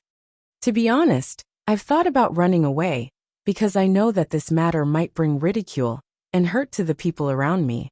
But it's not something I can choose. What can I think about it? In this world, the last thing a person can choose is their family background.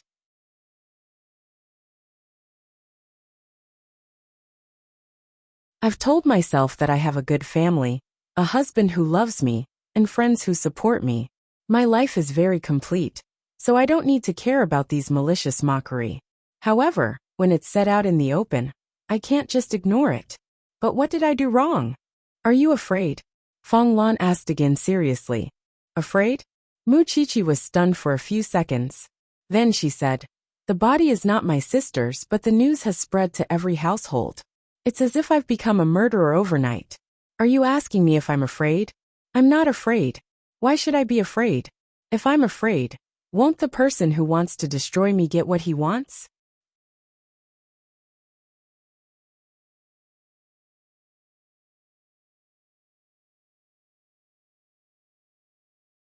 Chapter 621. "Miss Mu, do you mean that this is a trap?" Feng Lan asked, catching on to the main point in her words. "Miss Feng, think about it carefully. My sister's body was found disguised as my sister's body in her house. Then, they bypassed the police station at the scene of the crime and reported it to the crime squad that I'm in. Then an overwhelming amount of scandals came one after another. Doesn't this seem like a meticulous plan? I'm guessing that if I were to be interviewed by a live broadcast, the conclusion that I'm suffering from persecutory delusions would come out soon. Fong Lan thought about it carefully and smiled. Speaking of which, it seems to make some sense.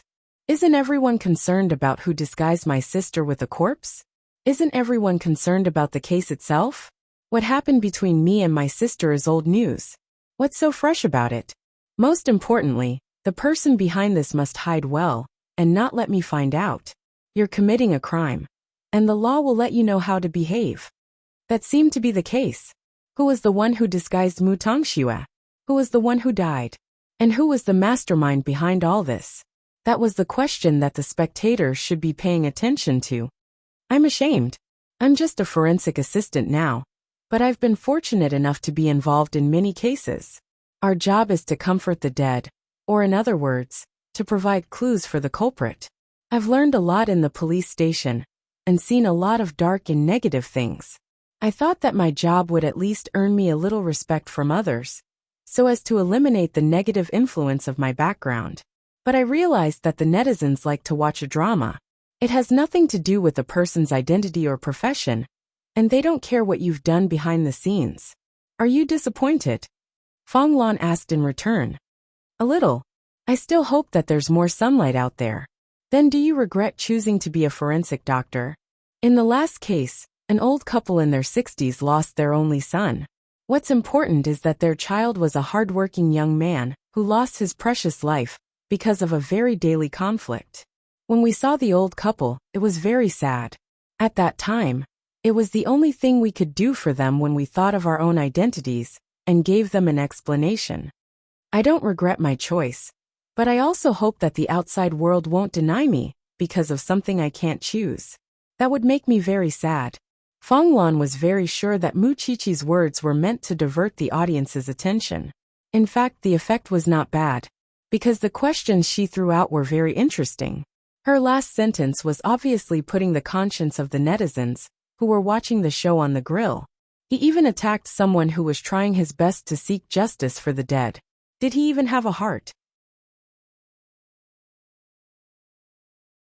It reminded them of the time when Mu Qiqi was investigating the murder case of Gu Ziling's uncle's ex-wife. She had braved the terrible weather to investigate the crime scene. How did a 20-year-old girl, who was running around in order to become a forensic doctor, end up provoking a mob on the internet? If Mu Qiqi was an ignorant and incompetent rich second generation, it would be fine. But now that she said that, I really can't bear it. How much courage does it take for a girl to become a forensic doctor? She was trying to seek justice for the dead while the netizens stabbed her in the back. I really hope that when those people commit crimes in the future, they will encounter Mu Qiqi's autopsy. Different voices began to appear on the internet. The people in the police station were also watching Mu Qiqi's interview live. After listening to Mu Qiqi's words, Feng Shanshan could not help but say to the professor, "Captain Tang, we'll be very busy from now on. The chief will definitely give him a deadline to solve the case." Then, Tang Yin led the team back to the police station. "We found the source of the body." On Mu Qiqi's side, the interview was still going on. However, the topic had shifted to why she did not walk the path of a socialite, but resolutely chose to become a forensic doctor. Of course, this was also part of the reason why the public's attention was diverted, because many people misunderstood you, because they did not understand you. More importantly, when Mu Qiqi was being interviewed, if there were a lot of hate posts appearing on the internet, her IP address would definitely be exposed. Coincidentally, there was indeed a group of people who were like disgusting maggots, hiding in the dark and doing disgusting things. However, this group of people was soon targeted by the police station. Since someone deliberately disguised Mu Tongxue's body and hired the internet water army to smear Mu Qiqi's name, it meant that there was a close relationship between the two. If they could find this group of haters, they might be able to find the person who stole the body. At the end of Mu Qiqi's interview, the public's opinion had changed. If someone dared to smear the people's forensic doctor again, he would not be a human, but a piece of trash. After Yi Jingqing saw Mu Qiqi's interview, he smashed his computer. What selfless forensic doctor? She was just a B*TCH who poisoned her sister. However, when he wanted to contact the Black Gang, the police had already located them. At the same time, an unfamiliar number was dialed in his phone. Yi Jingqing looked at the blinking number and had a hunch. So he quickly picked up the call. Brother Jingqing, save me. When Yi Jingqing heard the voice, he immediately stood up from the sofa. Tang Xue? Is that Tang Xue? Sheng Zhao's people are chasing me. Come and save me. I'm so scared. When he heard Mu Tangshue's voice, Yi Jingqing completely lost himself. He was in a mess. How could he still care about Mu Qiqi now? He only wanted to find Mu Tangxue now. But he did not know that Sheng Xiao had asked someone to imitate Mu Tangshue's voice to make the call. He deliberately made Yi Jingqing panic. Now the game was in Sheng Xiao's hands. Save Mu Tangxue? Slowly. There was no need to rush. As for Mu Qiqi, Feng Shanshan had speculated that it would be difficult for Mu Qiqi to clear up the hatred the public had for her. After all, many people were prejudiced by their first impression. However, after watching the whole live broadcast, Feng Shanshan had to admit that Sheng Zhao's public relations team was really good. Or Mu Qiqi was just pretending to be weak. Her speech about believing in the police and forensic doctors was really full of positive energy. It taught the netizens how to behave. All in all, now everyone felt that slandering an upright forensic doctor, like Mu Qiqi, was no different from a murderer. Sheng Xiao did not control Mu Qiqi's speech from the beginning to the end. He let her do whatever she wanted because he knew that this little one was up to no good. And the fact proved that he was right. Why couldn't she attend the state banquet tonight, after her brainwashing speech?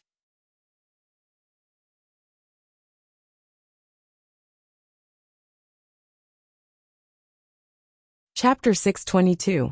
Yi Jingqing, on the other hand, was very anxious after he received Mu Tangshue's call. He did not know where to find Mu Tangxue. And he did not know if Mu Tangxue would call him again. Or perhaps, he was afraid that Mu Tangxue would be caught by Sheng Xiao. Of course, since this was a good show arranged by Sheng Xiao, Mu Tangxue would certainly call him again. But he was not in the mood to talk to Mu Qiqi anymore. He did not care if Mu Qiqi had cleared up the rumors or not. After half an hour of the interview, Mu Qiqi was completely different before and after the interview. When she got off the interview, she felt relieved. No matter what the result was, she had done her best. Sheng Xiao hooked his finger at her from behind the staff. Mu Qiqi ran over and hugged Sheng Xiao's waist naturally. Was my performance just now okay? Show her the comments on the internet. Sheng Xiao turned and ordered his secretary. The secretary nodded with a smile and passed the phone to her. Madam, it was a success. I have racked my brains to direct the public's attention to my identity as a forensic doctor. But I have to work harder in the future to be worthy of my profession. Mu Qiqi returned the phone to the secretary. What about Yi Jingqing? Is there anything else he can do? He has no time to deal with you now. Sheng Xiao hugged Mu Qiqi. They walked out of the VIP room and returned to Sheng Xiao's office. What do you mean? Mu Tangxue called him. He is thinking about how to get news about Mu Tangxue now. Sheng Xiao sneered. Mu Qiqi thought that her man would not let Yi Jingqing find Mu Tangshue's whereabouts so easily. There must be something fishy about it. Aren't you curious? Did Mu Tangxue really appear? She must be fake. Mu Qiqi patted her chest confidently. I know my man very well. He will not let Yi Jingqing get away with it so easily. I have found him a top-notch dubber. Sheng Zhao's voice was cold and dangerous. It will take at least a year and a half to find her from my hands. Mu Qiqi laughed when she heard that. You're the best. After lunch with me, go home and try on some clothes while waiting for me. I want to see what kind of negative consequences will occur if I bring you to the state banquet. Mu Qiqi looked at him and knew that he was not joking. So she nodded. Even so, I still have to show my attitude. If I'm not suitable to appear in the state banquet, I won't go. You're just trying to undermine me. Sheng Xiao did not say anything else. He only scolded her affectionately. Mu Qiqi laughed, but soon received a call from Feng Shanshan. The source of the corpse has been found. The people who framed you are also at the police station. Aren't you coming back at such an exciting moment? Mu Chichi glanced at him and asked for his permission. I know the state banquet starts at 7. I'll be home before 3. Is my opinion important? Of course it's important. Mu Chichi smiled coquettishly. You still listen to me? Sheng Xiao obviously did not believe her. The little one had hardened her wings and became arrogant. I must listen. You said it yourself. 3 o'clock. Sheng Xiao finally relented.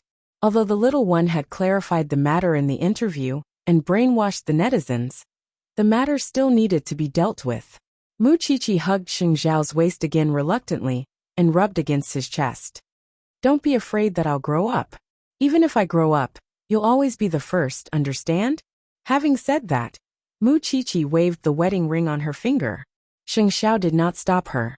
Of course, he knew in his heart that the little one was no longer the Mu Chichi of the past.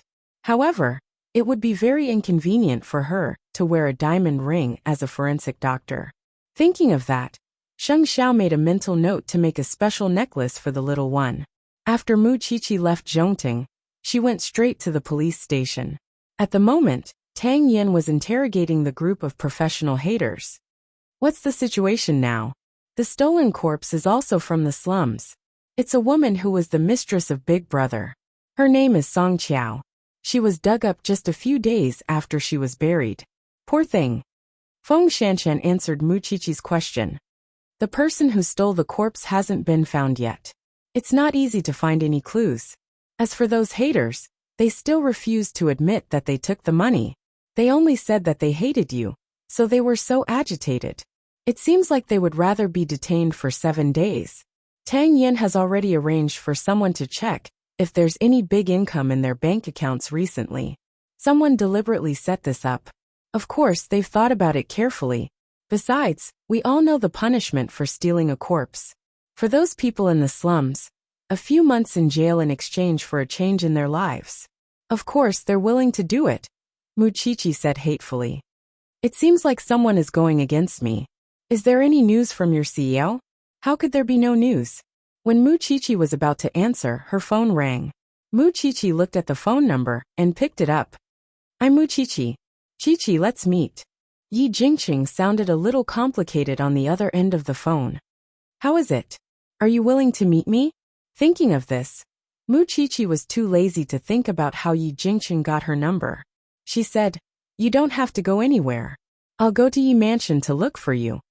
Then I'll wait for you. Are you crazy? Are you going to meet Yi Jingqing alone? Mu Chichi looked at Feng Shanshan and couldn't help but laugh.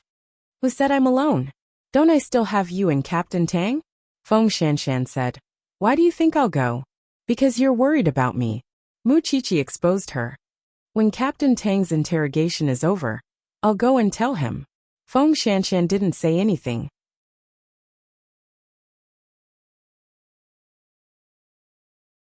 As for whether Tang Yin was willing or not, it would depend on his answer. However, Feng Shanshan didn't expect that Tang Yin would agree immediately. When are we leaving? It won't take up much of Captain Tang's time. We'll leave now, said Mu Chichi. Feng Shanshan didn't know what Tang Yin was thinking, but she seemed to be able to guess what was going on in his mind. He was definitely not just accompanying Mu Chichi to meet someone. And why did Mu Chichi need Tang Yin? It was not only because of his skills, but also because of his meticulous mind. In this regard, because of his profession, Mu Chichi felt that his mind was completely on par with Sheng Xiao's. He might be able to get a lot of useful information.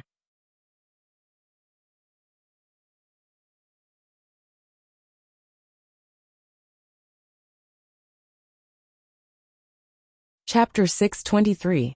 The three of them did not speak along the way. Tang Yin drove them straight to Yi Mansion.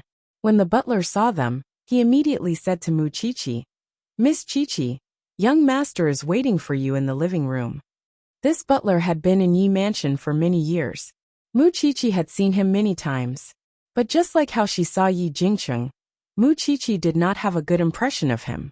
Mu Chichi brought Tang Yin and Feng Shanshan through the iron gate of Yi Mansion. Although she was familiar with this place, She would rather not know anyone from the Yi family. The three of them entered the living room. At this time, Yi Jingqing was pacing back and forth anxiously. When he saw Mu Qiqi, he seemed to see hope. He went forward and grabbed Mu Qiqi's arm. Qiqi, you are Tongshua's sister. Can't you let her go? You wanted to see me just to say this? Mu Qiqi asked Yi Jingqing. Yi Jingqing regained his senses and saw Tang Yan and Feng Shanshan behind Mu Qiqi. You even brought Captain Tang here. Do you mind if I look around at home? Tang Yan took the opportunity to ask Yi Jingqing. Captain Tang, do as you wish. Then, he dragged Mu Qiqi to his swimming pool and sat on the reclining chair beside the pool. Are you afraid that I will hurt you?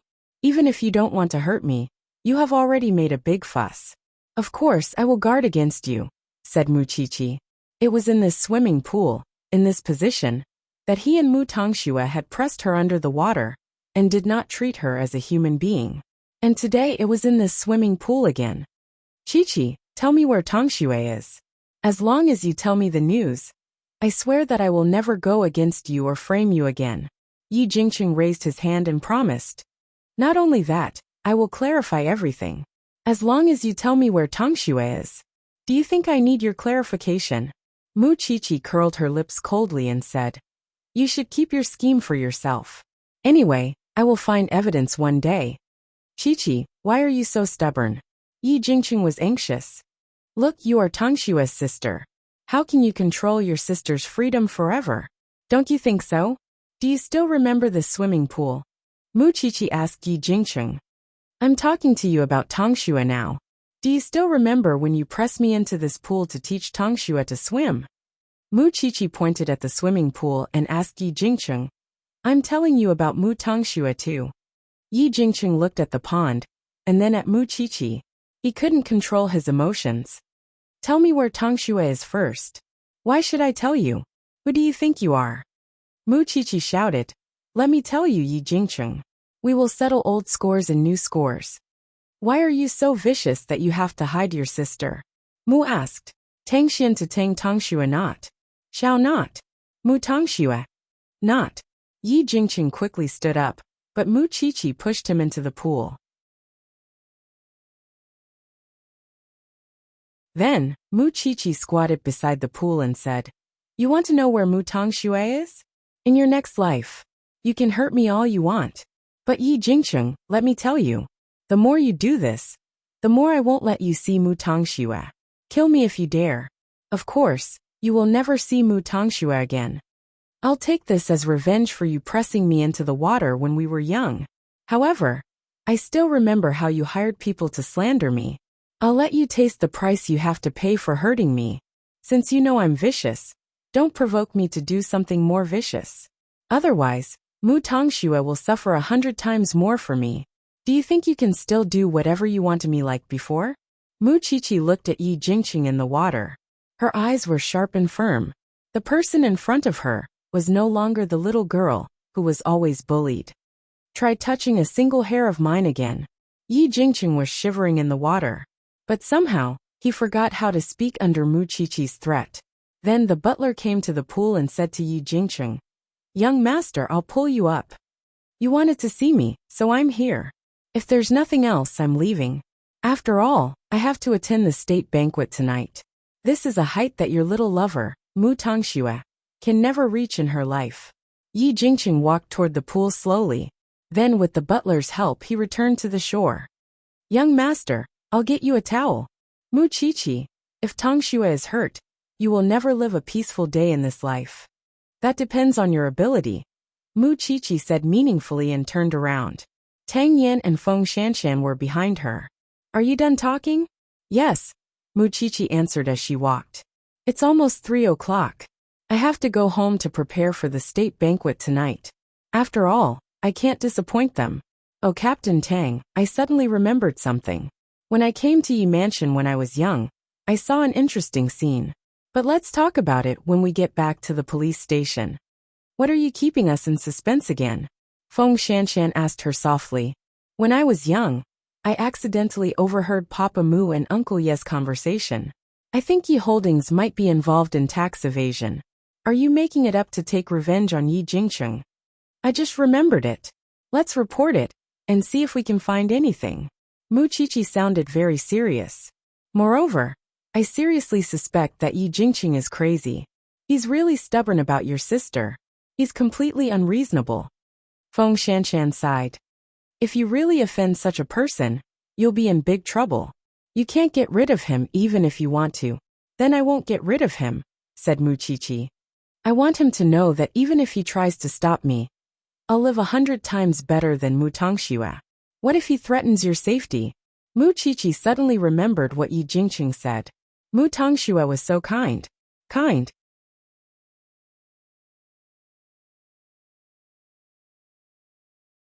Now I really hope that I can find Mu Tongxue and destroy Yi Jingqing's fantasy.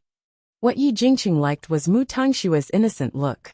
In his heart, she was like a porcelain doll that would break with a touch. So he tried his best to protect Mu Tongxue. He thought that Muqiqi was vicious and threatened Mu Tongxue's safety. However, he was completely wrong. Yi Jingqing couldn't forget their childhood together. But he had never lived with Mu Tongxue.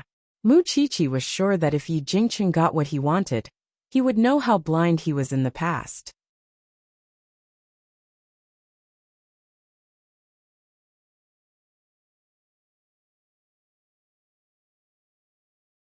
Chapter 624. Yi Jingqing changed his clothes and walked out of the bedroom. Then he received a call from Mu Tongxue. Jingqing, can you come and save me? I'm trapped in the mountains. I don't dare to run around now. Jingqing, come and save me. Tongxue, I'll call the police now. Tell me where you are. Tell me now. The signal on Mu Tongxue's side was intermittent, but she insisted on telling him an address. Although Yi Jingqing had never heard of that place, he quickly took his coat and went out when he knew that Mu Tongxue was trapped there. He wanted to call the police. If Sheng Zhao's men were really looking for Mu Tongxue, he must bring the police there as soon as possible. But he did not know that it was an eye for an eye from Sheng Zhao. Since he wanted to use someone who was not from Jianchuan to deal with Xiaoqi, Sheng Zhao would certainly play along with him. Let's look for her in the mountains. It was going to be a stormy night anyway. At 3 o'clock in the afternoon, Muqiqi arrived home on time. By then, the dress she had chosen had already been fitted according to her measurements. Muqiqi washed away her tiredness and stood in front of the dressing mirror to try on the dress.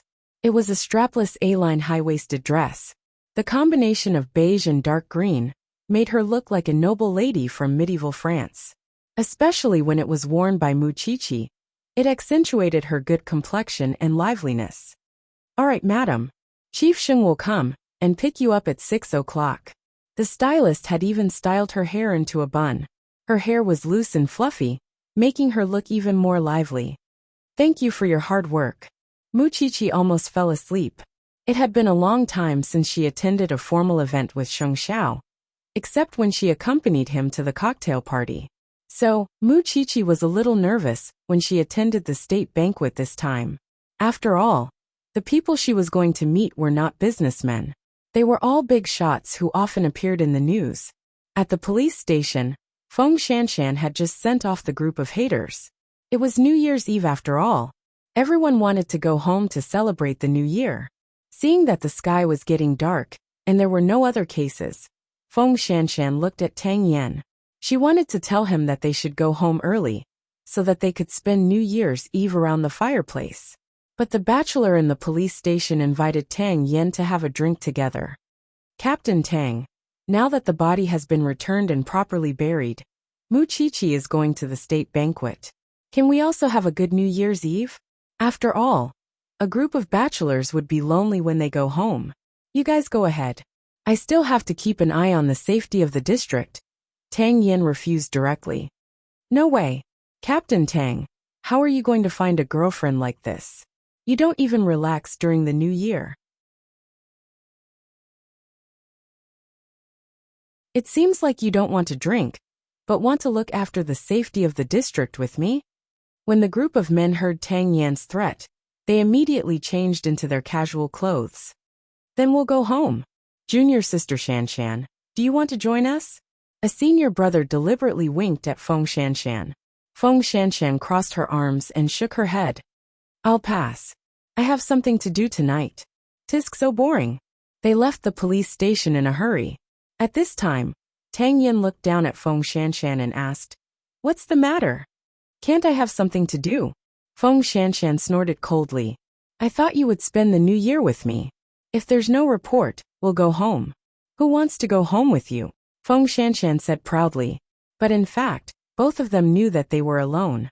How could anything happen to them? Feng Shanshan's only friend now was Mu Qiqi. If Mu Qiqi went to the state banquet, who else could she look for? Tang Yin knew that Feng Shanshan did not mean what she said, so he did not say much.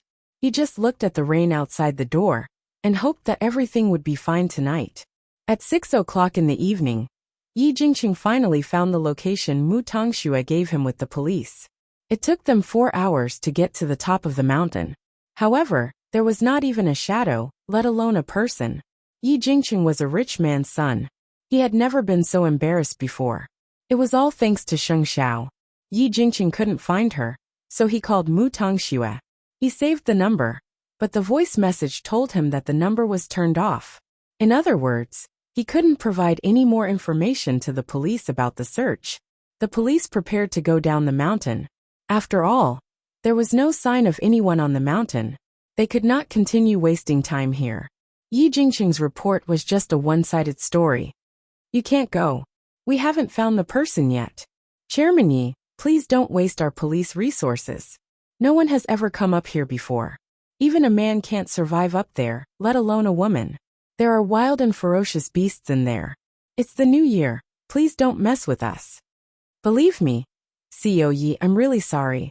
We have to go down the mountain. The rain is so heavy. I have to think about everyone's safety," said the leading police officer. Yi Jingqing's face darkened. He did not believe that there was no one up there. But where was Mu Tongxue? She had sent him the address and said that she was here. She would not lie to him. Could she have been taken away by Sheng Xiao? Thinking of this possibility, Yi Jingqing immediately called Sheng Xiao. But Sheng Xiao's phone was switched off. After all, Sheng Xiao had already left Banyan Courtyard with Mu Qiqi and was about to reach the venue of the state banquet. The people attending the state banquet were all big shots. Mu Qiqi was very nervous. After all, she was scolded badly yesterday. Wouldn't she be laughed at if she attended such a grand banquet today? Sheng Xiao might have noticed her nervousness, so he held her little fist and said, "I thought you were not afraid of anything. It turns out that you have something to worry about." "I'm afraid that I will embarrass you," said Mu Qiqi. Sheng Xiao pinched her palm and looked at the ring between her fingers.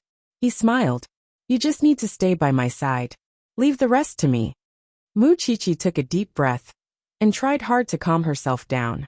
When they arrived at the entrance of the state banquet hall, she finally knew how big the event was. The guests walked up the red carpet one after another.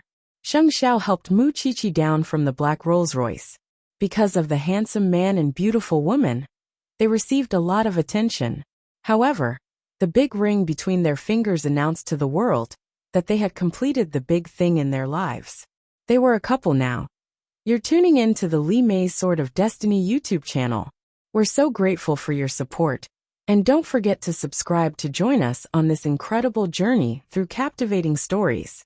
Your generosity through donations truly makes a world of difference, as it's the primary source of revenue that allows me to expand and enhance this channel for you. Thank you from the bottom of my heart for being a part of this adventure.